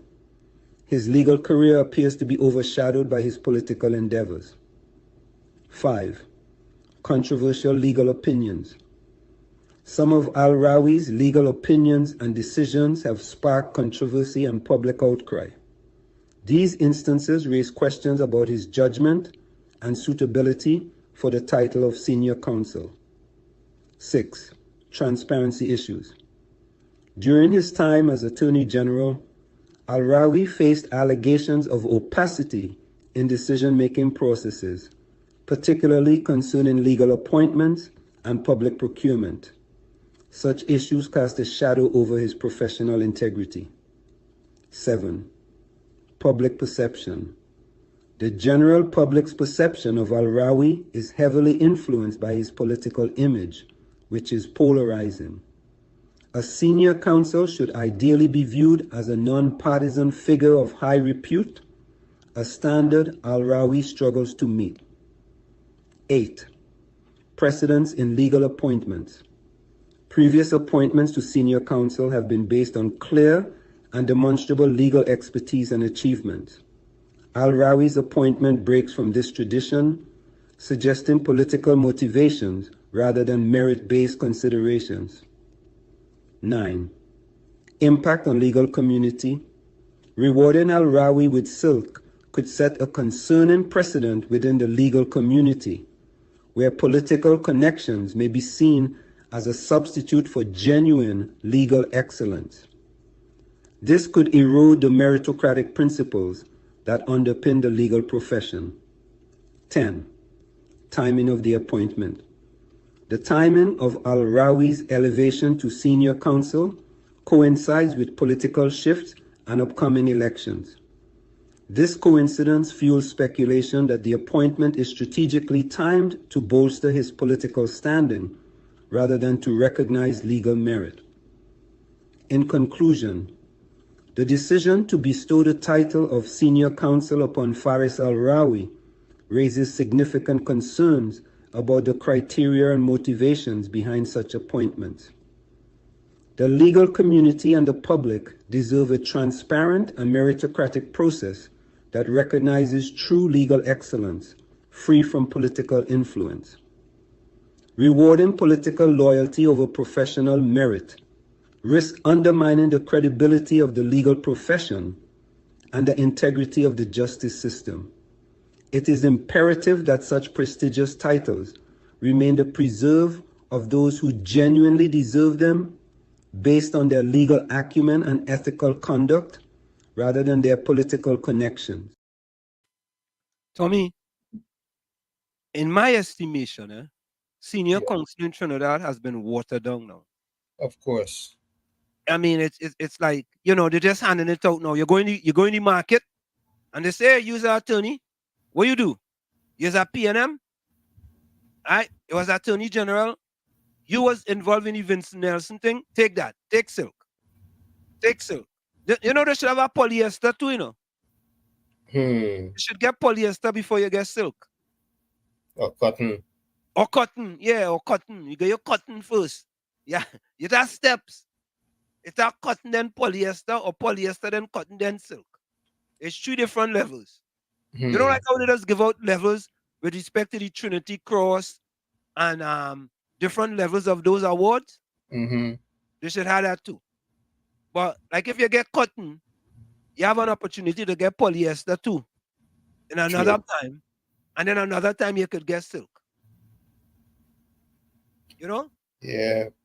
Well, so instead of a SC, you could be a CS.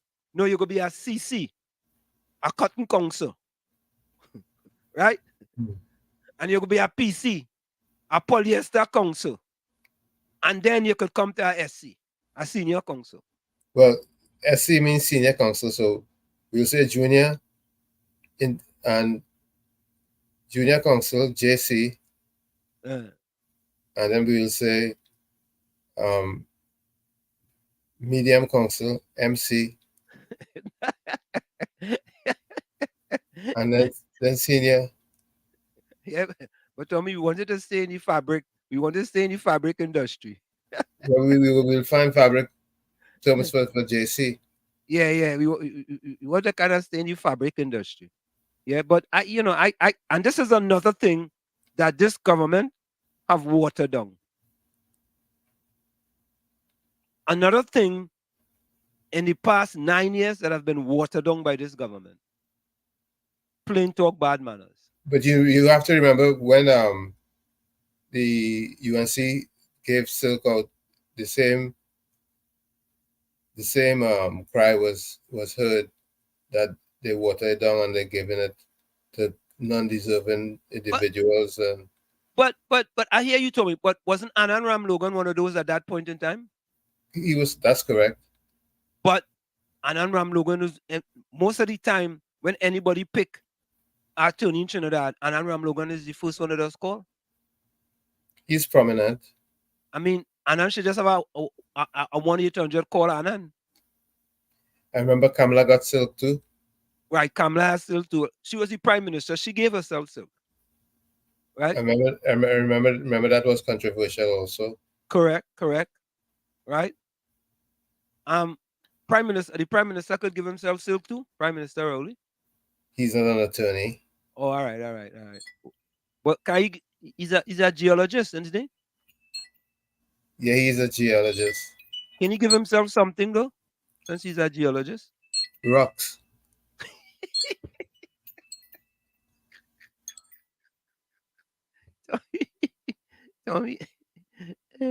Tommy, but I hear you, and in my estimation, it appears that silk have been watered down in Trinidad and Tobago. It has been watered down. But Tommy, we have discussed this, and I have said that Rushton Parry need to stop digging. But it continues. Take a listen to this. The losing end of the UNC's internal election with his United Patriot slate, Mayaro MP Rushton Parry says that he will continue to raise awareness on the issues within the party. An election was fought, an election was won, but the issues haven't changed. I will continue to champion the very same issues that I brought before the general public and the membership. Albeit there's no campaign, there's no election, but it doesn't stop me as a member from representing the 4,000, understand this, the United Patriots in 33 days. We amassed 1/3 of the votes. 1/3 of the votes that were casted. So that's over 4,000 members who accepted the position that a stronger UNC is a stronger Trinidad and Tobago. Parry also went on to say that he believes it is their responsibility, despite the loss, to represent the party members who voted for them and push for the changes that they sought within the party. And I think I have a duty. The MPs who stood with me have a duty from the inside of our party now to drive for the changes that we asked for. And that is what we plan to do. Despite his team losing the UNC's national executive elections, Rushton Parry says he is ready and willing to continue his work to build the party as well as the country. Parry's United Patriots lost the executive elections to the Star team on Saturday. Parry, however, says it is not a loss as he is now stronger and better. This morning we're ready to go. More than likely today I will issue some communications. And on Friday we have Parliament. So one way or the other, we will turn up. And I am ready to start to work with everybody who has an interest in national development in this country. Despite the results, Parry believes the United Patriots has done well. Although we accepted the results, I wouldn't call it a defeat, but I accepted the results. 1/3 of the votes casted supported what the stance that we made. And I just want to make a quick plug here. I want to thank the people of Mayaro who came out in their numbers, and my team won all 3 polling divisions. And that is a remarkable feat.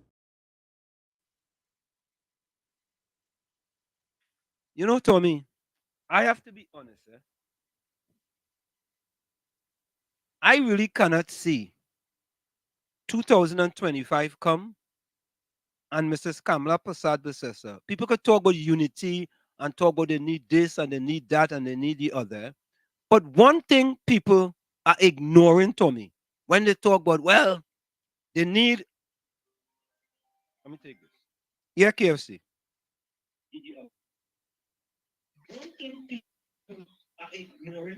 KFC, turn on your computer.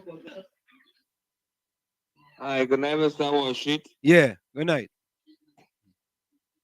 That dog and cat getting silk now, but anybody getting silk. We share out silk. That's why we sorry, never track record loss in most of that case. That's what they say. That's what people have said.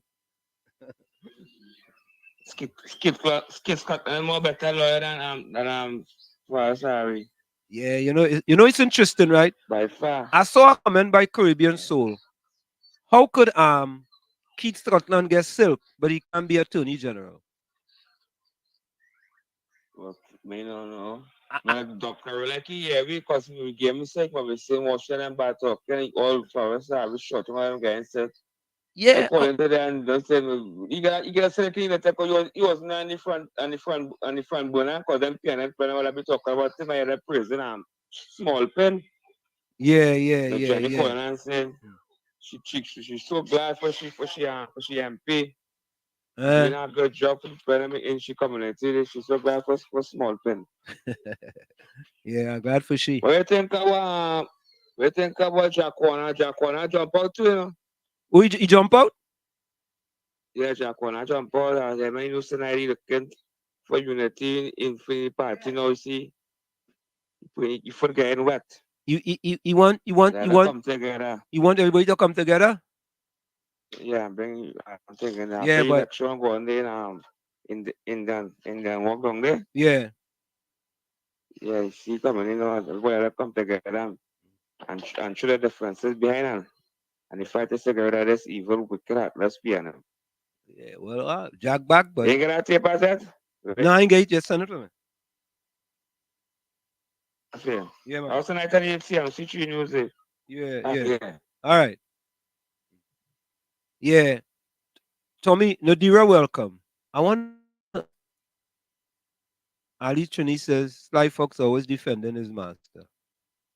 Nadira, welcome. Nadira says good night, Wall Street, Tommy, and to everyone in the chat. Welcome, Nadira. Good night, Nadira.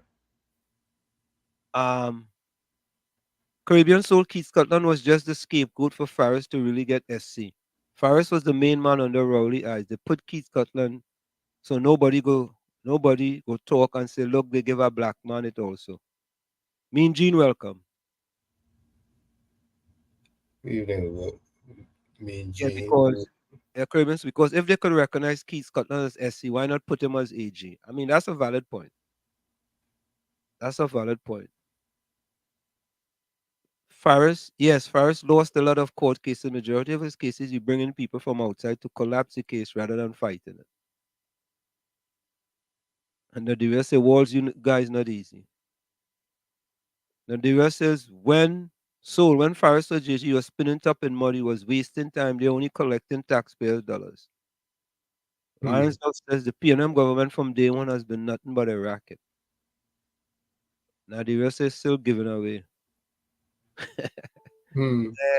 Caribbean say LOL. Tommy said cold-hearted rocks. Yeah. All right. So I wanted to play another video. This was on hardcore news today. Listen to this video. Well, watch this video. In the political arena, leadership is often tested during times of internal strife. Kamla Persad-Bissessar, the opposition leader and head of the United National Congress, UNC, recently faced such a challenge when Rushton Paray, MP for Mayaro, called for internal elections within the party. This call has sparked significant controversy and speculation about Paray's intentions, creating a tumultuous period for the UNC. Initial response and rapid decision-making. Persad-Bissessar's response to Paray's demand was swift and strategic. Recognizing the potential for division within the party, she immediately addressed the call for internal elections scheduled for June, asserting that these elections were already planned and Paray's demand was therefore redundant. Her quick acknowledgement of the situation helped mitigate immediate concerns and demonstrated her proactive approach to leadership. Building a crisis management team. Understanding the gravity of the internal dissent, Persad-Bissessar mobilized her core team of advisors and senior party members to address the brewing unrest. This team included seasoned politicians who had successfully navigated previous party challenges. Together, they worked on a strategy to maintain unity and counteract any narratives that could weaken the party's stability. Communication and public reassurance. One of Persad Bisesar's key strategies was transparent communication.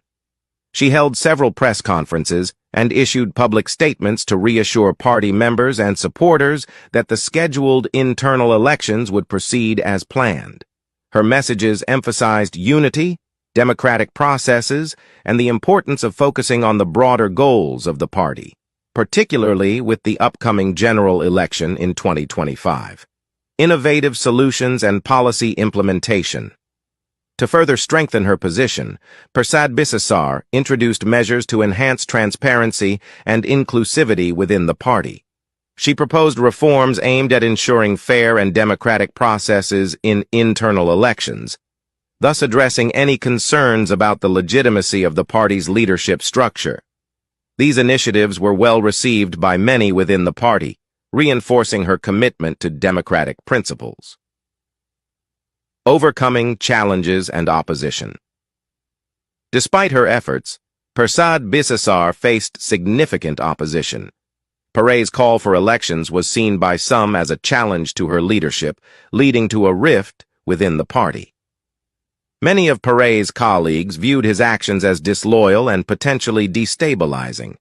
Persad Bisesar navigated this opposition by emphasizing party loyalty and the importance of collective action, while also addressing the concerns of those who supported Pare's call. Measurable outcomes and long-term impact. The outcome of this internal challenge solidified Persad Bisesar's leadership. By addressing the issue head-on and implementing measures to strengthen the party's democratic processes, she not only maintained her position, but also enhanced her reputation as a decisive and capable leader. The internal elections proceeded smoothly, with the party emerging more unified and focused on the upcoming general election. Kamla Persad Bisesar's handling of the internal election crisis within the UNC showcases her ability to navigate complex political challenges. Her leadership during this period has reinforced her status as a formidable figure in Trinidad and Tobago's political landscape, demonstrating that even in times of internal discord, strong and decisive leadership can steer a party towards stability and success. Dave Rodriguez, HCN News. You know, Tommy, the facts bears out certain things like that. As far as the UNC internal election, now, many people want to go and talk about what happened in Indian Walk with respect to the UNC and the PNM, right? Anderson, welcome. Let's take this call. Anderson. Uncle Tommy, Yes. Punji, Kingsley, wherever he is, and to all you listeners and callers. Yes, sir. I met my wife, good night to also. I must say good night to my wife, Akira. Wall Street. Yeah. I don't know how we God face that Faris Harari could receive silk and become and became a senior counsel. Faris Harari track record through the magistrate court. It isn't far from my zone. I talk about Fisher Line, Minister of National Security. Has never won a matter. Koi Marcel now start and every time I hear about him, it's some matter he win or something. Or he had one. And every time I gave me the here, Fisher Lines get sold too. What madness is this?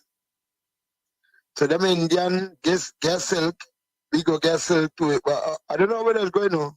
Kamala them get them in a side silk or I don't know where that's going. But this silk thing ain't the thing me no. They could get how much silk they get to come out of government where they get rid of them. And the silk can deter me from the matter with Akil Chambers, that little boy would die in his swimming pool.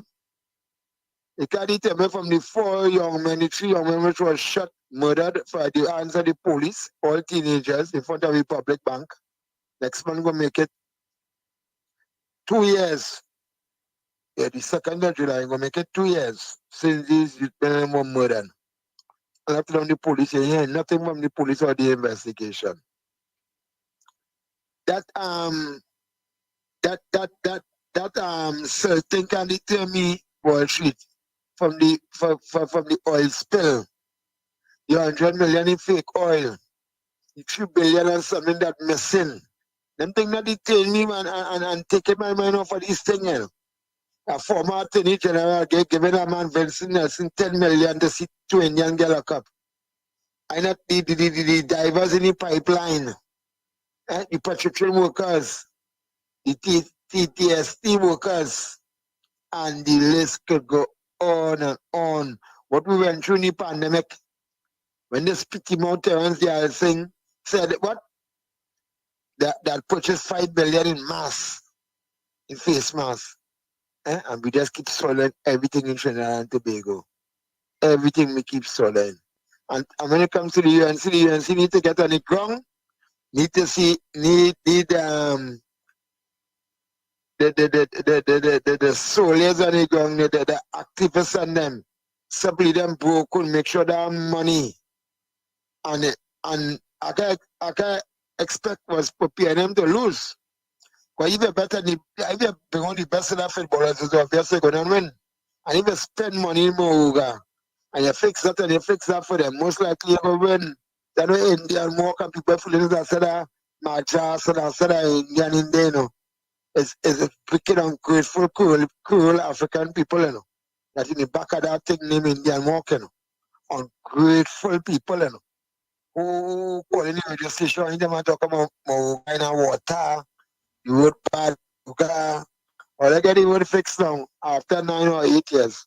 What you tell about that listening, boy? Yeah, man. Bless. All you? If following supper, you know, go back and vote the PNM. Thank you, man. Thank you.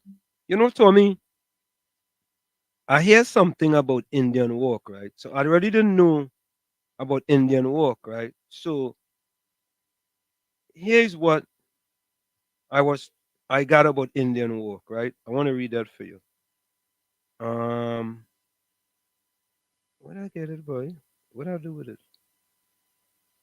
Ooh, where I put that now? Hold on, eh?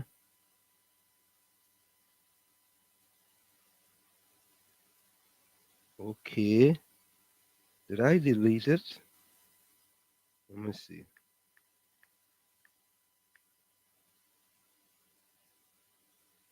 No, let me try it again. I want to try. Let me take this one. Hey, Mr. Florida, welcome. Hey, good night, Mr. Hanson. Good night, Mr. Yeah, good Mr. night. Hanson, you're looking for a document or like there's a computer glitch or you lost it? No. Go ahead. Go ahead. I'll go look for it. So, Mr. Hanson, these are questions that you want to start on. Where's the 2 things Trinidad are the most of? Oil and gas? No, pothole and SC. The most. Pothole and senior council. Trinidad are the most lawyers in the world. 1.4 million people and 0.4 million people is lawyer. Anyhow, Mr. Hanson, you see what the question I see about the parishman from the United States. The damage already done. PNM use out the race card. PNM use out UNC. 8-9 years they use the race card and UNC. So they can't go on the platform and talk about that again. They use out that. So this parishman now, he's the new fire. He's the new one to bring up stories about Kamala. And he'll continue for the rest of this year until next year. And then PNM going to hold all them videos he talking, you know, because notice the man doing it on public platforms right all over. He just continue seeing Kamala mismanagement in party and this and that. And when it comes to election day next year, You know the PNM propaganda machine. There's nobody had more charisma than Bazi Pandey and Patrick Manning when it comes to politics and people. And after both of them, Rowley is the second in line. So Rowley gonna use that and deter a lot of the undecided voters and the swing voters not to vote for UNC. So that's why I said the damage already done, and Parry is the man now. He's a new fire. He's a new fire. The race car and UNC talk 9 years that done. So you can see Mr. Tommy. Look on listening. Great program as usual. Yeah, bless. All right. So I Thank found you. it.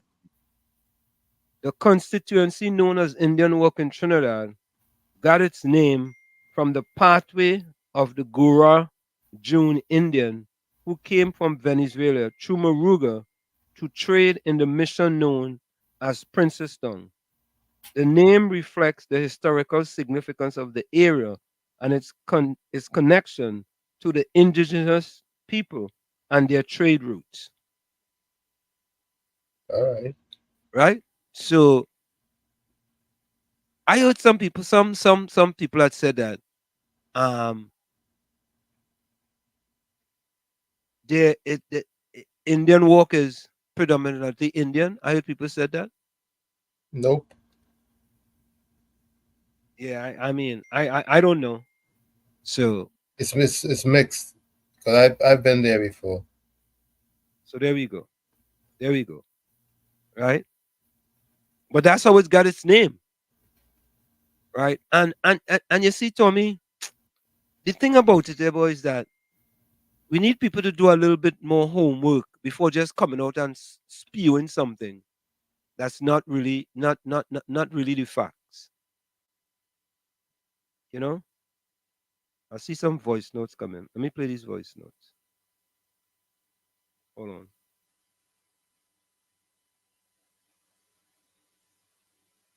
Let me play this voice notes here. Good night, Uncle Wall Street. Good night, Uncle Tommy.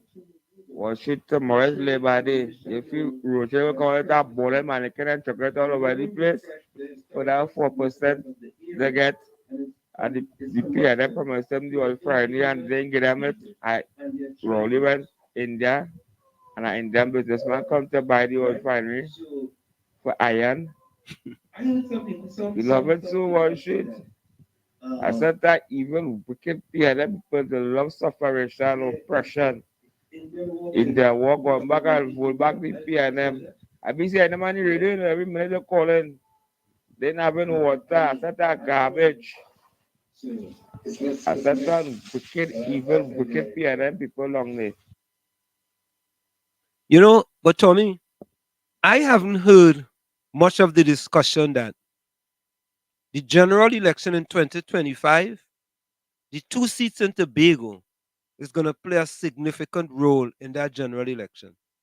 Right. You know, I agree that, you see, I think that the PNM have safe seats and the UNC have safe seats. Of course. Right? And there are marginal seats that, you know, fluctuate. That's just the way it is. Right? But this upcoming election in 2025, I think at the end of the day, is going to be decided by the 2 Tobago seats. Who's going to be in power? And I think you're right. I think you're right on that. I've identified that as being the queen or kingmaker, Tobago.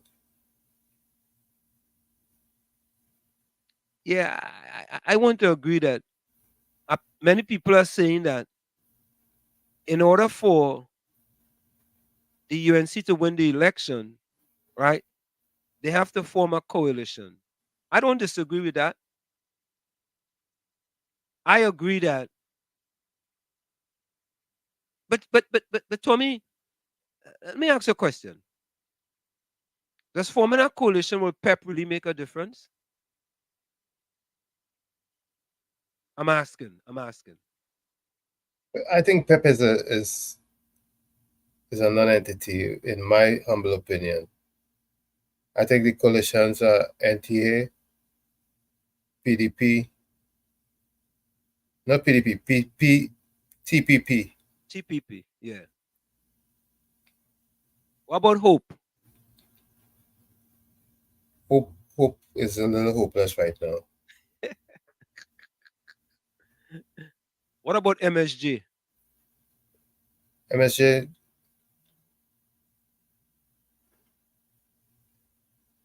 I don't think they have any capital at this particular time. What about Michaela Pandey, Patriotic Front? That's a non-starter right now. Yeah, I agree with that. I agree with that. I just feel that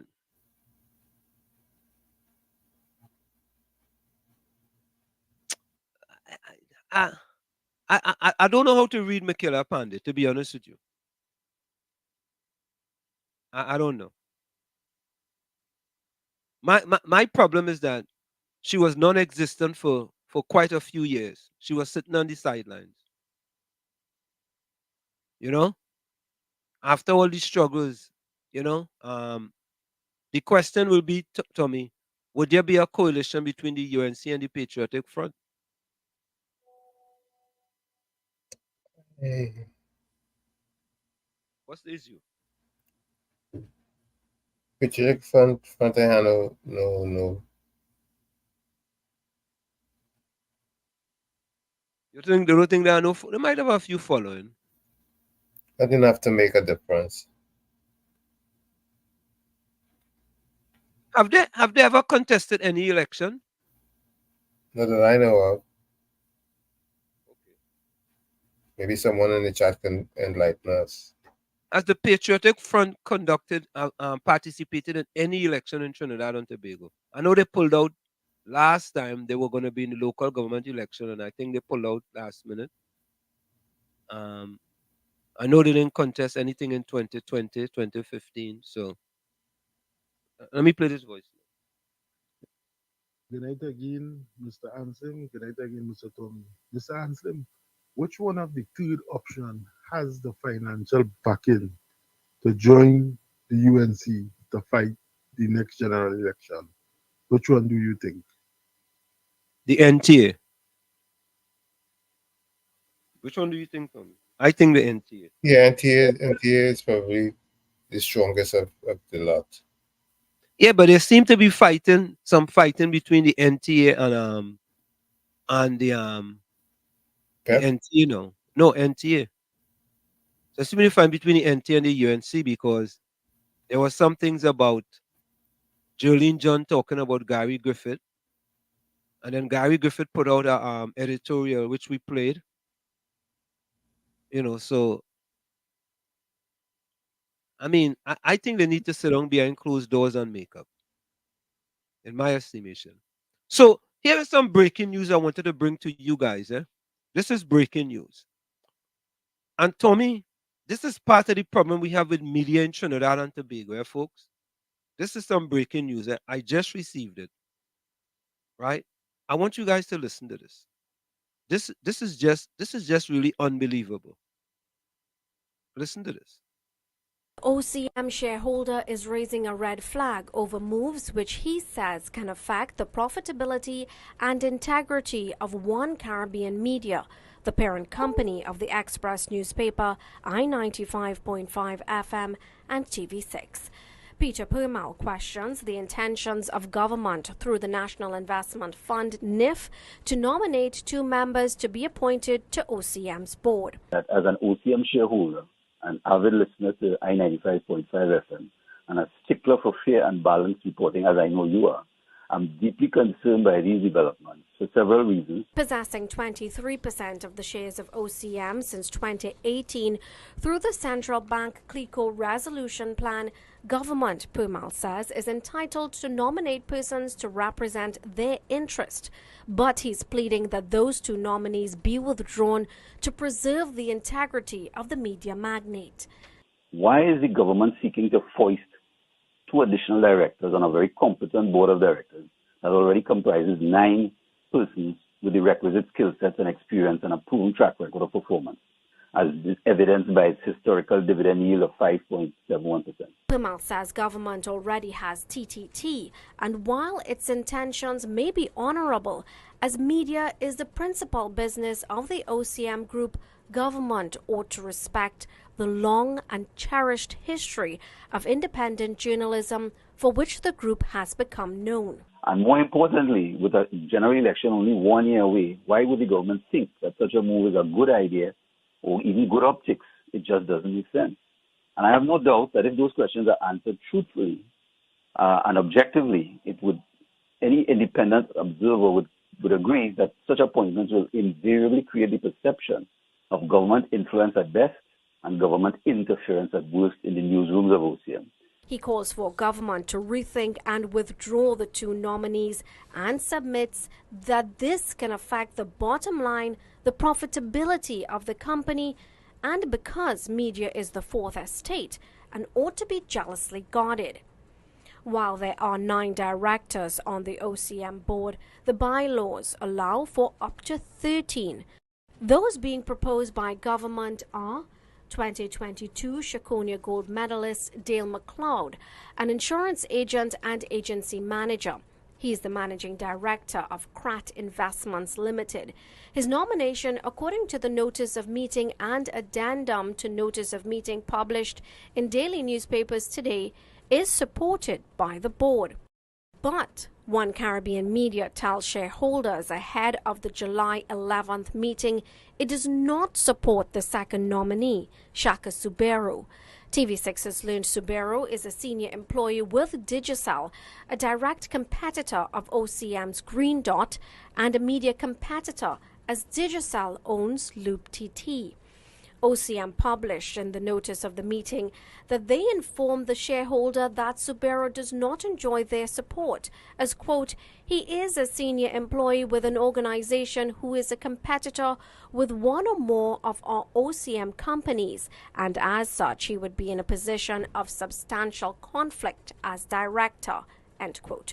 Additionally, Company Secretary Carly Nungtang says his affiliation with the company's competitor, where his responsibilities embrace government relations, could challenge the desired and perceived independence required of a director of OCM.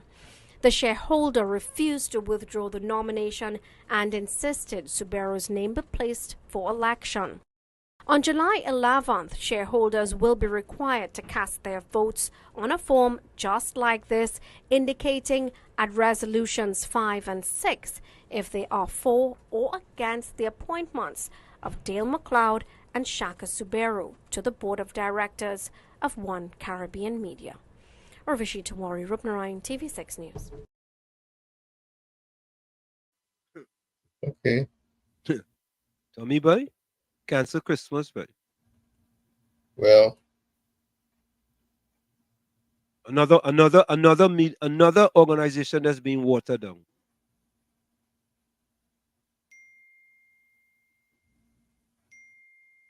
Another organization that's being watered down, Tommy. Yeah, but seems that others they know. Yeah. I mean, they want 2 additional board members. Why do you think they want 2 additional board members? So they can have influence. Right? Did I say control and influence? Margaret, welcome. It's all about power. It's all about, we go back to the Archbishop, Tommy. We go back to the Archbishop. Right? So the man was speaking truth to power. Absolutely. Look, I just get that. Patriotic Front never went up for election in last election. Okay. Margaret said this is the problem with people on several boards. They become a conflict of interest. You know, Tommy boy, in Trinidad you could be you can make an easy living being on a board, That's a nice little outside thing, Being part of a board. You know. But I think people just like they ain't worrying about them things and them no more to me. Whatever happens, happens, and they just keep it moving. There are a lot of distractions. A lot of distractions, boy. A lot of distractions. Oh, you know, there was another one. I wonder if I get that one, boy. Oh, listen to this one.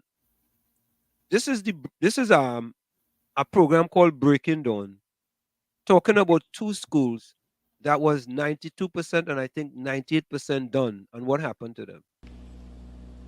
Garcia, the former Minister of Education, didn't, because he would have been the minister when I was covering those schools. Shogunas, Egypt, 98% complete. The only thing that your government had to do was pay T&Tech to switch on the current, or to run some wiring and electricity, and that's it. Never happened. It would have cost somewhere between $1 million and $2 million. Never happened. It was just left there. St. Joseph, the school in St. Joseph, was 92% complete. You see, people wouldn't know that now because you're seeing how it's been vandalized and the deterioration. But before it was vandalized and before years had passed, because they were neglected by this administration and the bush started to grow here and there, Garcia, the former Minister of Education, did. Sad. 98 and 92%, Tommy boy. It's sad. It's a waste of resources. I don't even know what to say anymore. No, I don't know what to say anymore, in truth. I'll be honest with you. It's just these things just seem to happen, and you know, it's par for the course, you know. Next in line. Everything is next. What's next? Yeah. We just take it and keep it moving, man. That's it. I don't know.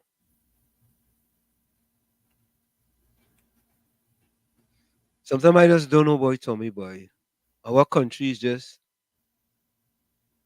Oh, here it is. Here's our next election gimmick.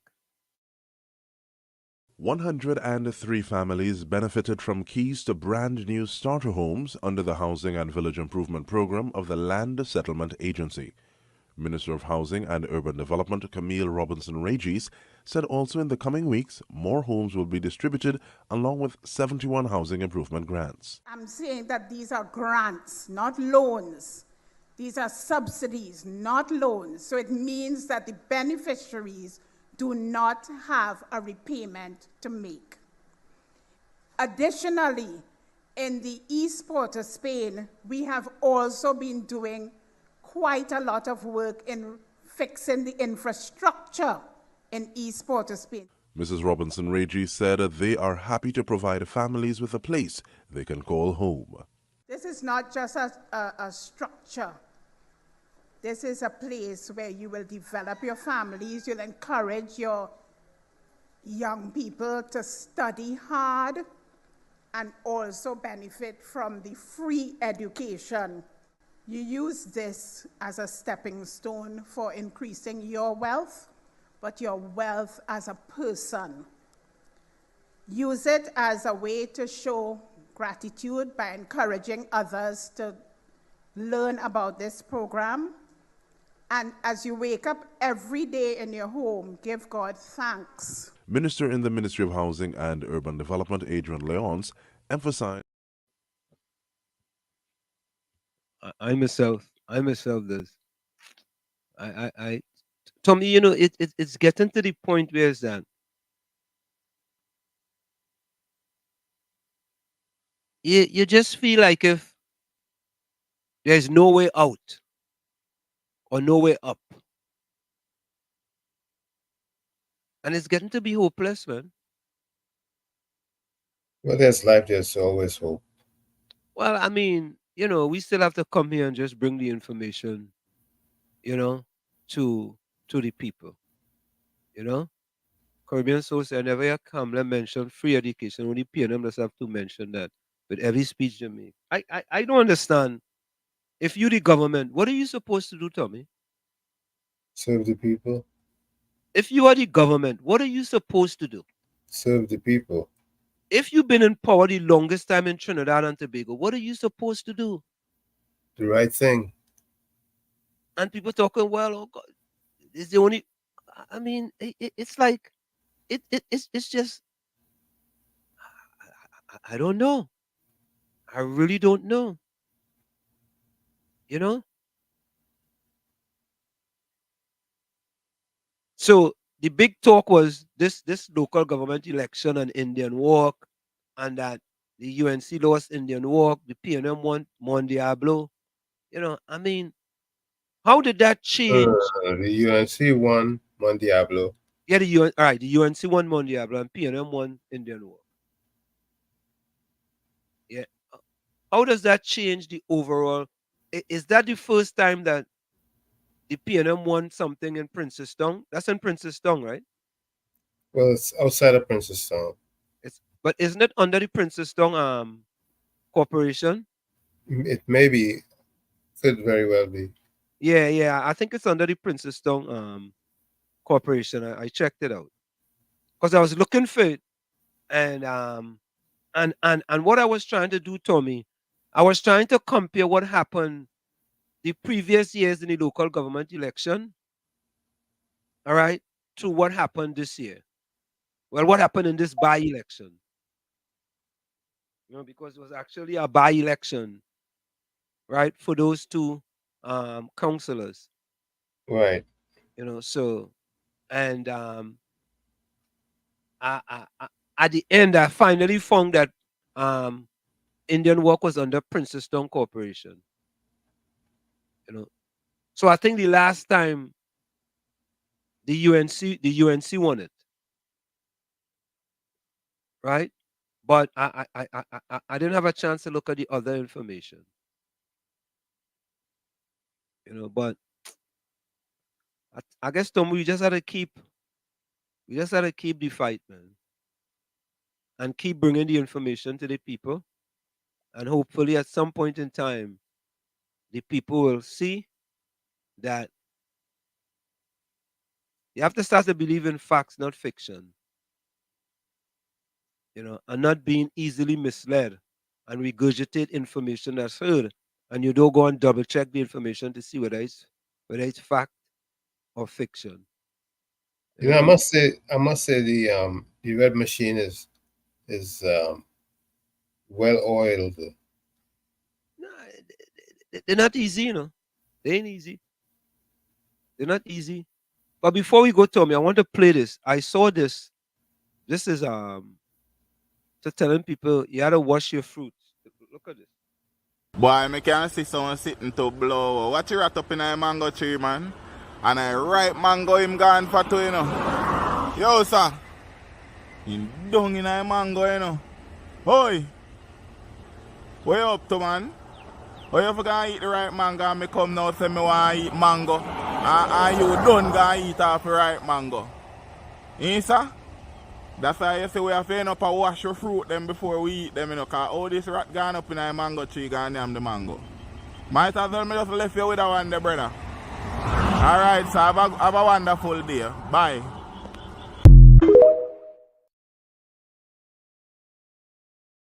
A rat up in a mango tree, Mm-hmm. Yeah, he has to live. He has to live too. Caribbean source have a strong possibility the PNM will win come 2025. The people not ready for change. We still in party politics. Tobago is the determining factor. Tobago is the determining factor. I agree. And the thing is, Tobago people aren't easily fooled. Nah. They're not like Trinbagonians. Even though the red machine is very strong. Very, very strong. Very strong. We cannot put that aside. Yeah? Yes, the hour. Yeah. So folks, we're gonna go for a quick station identification. In the meanwhile, Put your closing comments in the chat. Put your closing comments in the chat. Put your closing comments in the chat. We're going to go for a quick break. We'll be right back. Don't go nowhere. You're listening to WZYE 95.9 FM. You are listening to WZYE LP 95.9 FM, the most influential name in Caribbean radio in the tri-state area.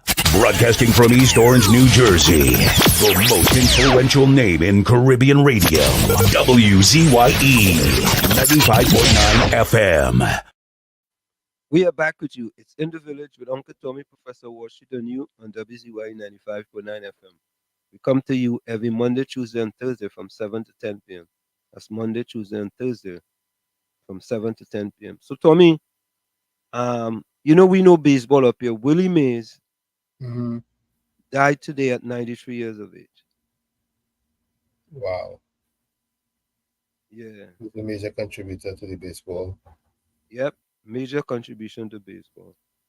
And of course, if you're following basketball, the Celtics won their 18th NBA championship with a Game 5 victory over Dallas Mavericks. And Tommy, just before we go, I wanted the West Indies beat Afghanistan to finish at the top of the table in the ICC T20.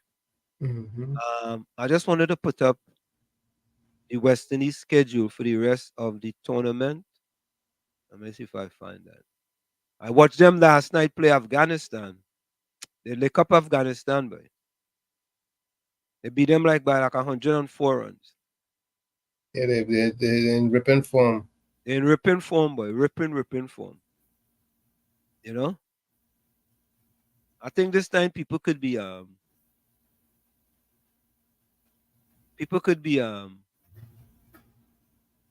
some confidence in the West Indies. So yeah, rallying around them is a good thing.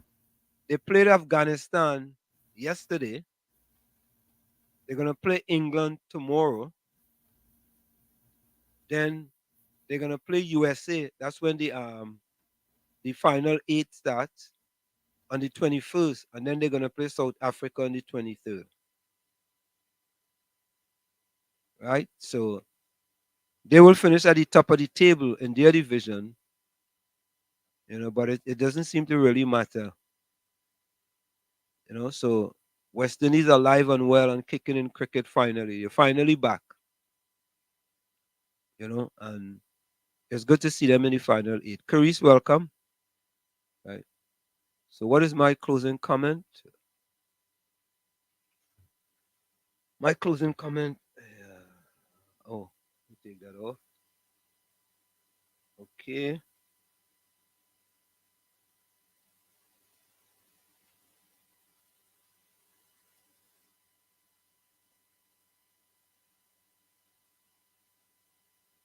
My closing comment. May all your soons turn into finally. May all your soons turn into finally. From where I sit, this is it. The clock is all. My partner calling, boy. I can't take that one. Too late. Nasara Jasara calling. You can't take him right now. Too late. From where I sit, this is it. The clock on the wall said that's all I like to say, but I've got to go. Remember, hard work beats talent when talent does not work hard. And for every 60 seconds of anger, you lose 1 minute of happiness. Let me just tell this guy we wrapping it up. Greg, we closing it up, Greg. Greg. Hello.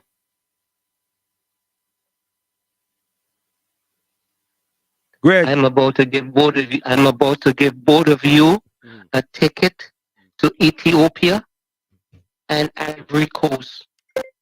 So Greg, I'll call you You offline. and your family. When I say family, what you Greg, let me call you offline. on Wall Street. Yeah, we That closing. is so good. We closing up right now. Sarah is. We closing All up. expenses paid. You see, I am not here to talk.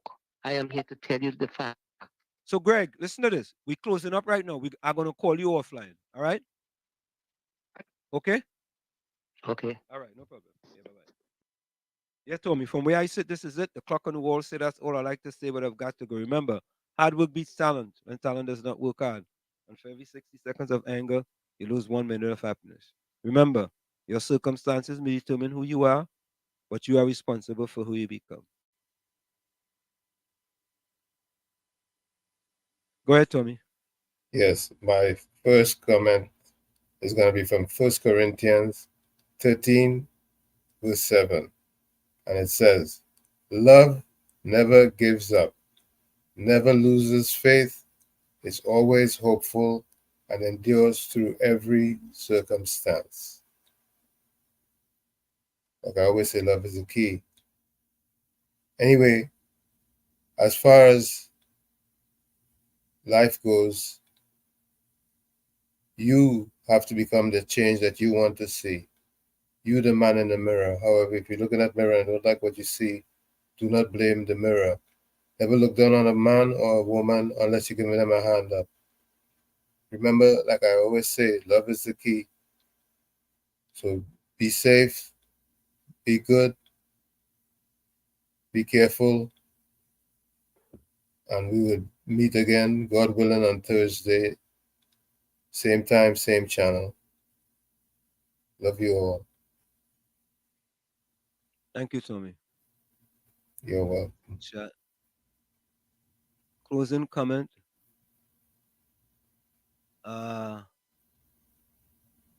Caribbean Soul says, come 2025, we go be voting for general election reform, not local anymore. Yeah? Yeah, Margaret. Willie Mays he was alive, yeah? Caribbean Soul said, Greg like the PNM government only promising us and it not happening. So folks, we out of here. We see you on Thursday, same WZYE time, same WZYE channel. See you. We are out of here. And we always go out with our anthem song. You know, this is our anthem song. All right. Later. Bye-bye. This is oh Lord, Trinidad and Tobago. This is DJ Bravo. I'm hurting, you know. This is a sad place. My country turned into a sad place. When I look around, it's only sad face. Our country turned into a sad place. All I see in front of me, nightmares turn into reality. Like somebody build a monster factory. Parliament up against parliament economy. But let the moderator say another body in a drain. Somebody girl child missing, another rape again. An next road stain with somebody's son brain. Who take the S out of Port of Spain. This is a sad place. My country turned into a sad place. When I look around, it's only sad face. Our country turned into a sad place. Now with the love, with the vibes, with the hope. Now tell me something, how we really want we cope. When the children breathing in too much gun smoke. And the Coast Guard can never see a boat. Yes, I'm going like some goats when they come looking for votes. Hit the empty promises, reading like a horoscope. Justice for sale in a fat envelope. Politically, all the answers is a joke. This is a sad place. My country turned into a sad place. When I look around, it's only sad face. Our country turned into a sad place. All I see in front of me, nightmares turn into reality. Like somebody build a monster factory. Parliament up against parliament economy. But look, the moderator saying another body in a drain. Somebody girl child missing, another rape again. An next road stain with somebody's son brain. Who take the S out of Port of Spain. This is a sad place. My country turned into a sad place. When I look around, it's only sad face. Our country turned into a sad place. It doesn't matter the religion, the color, the creed, or the race. It's our responsibility to take care of our place. Champion!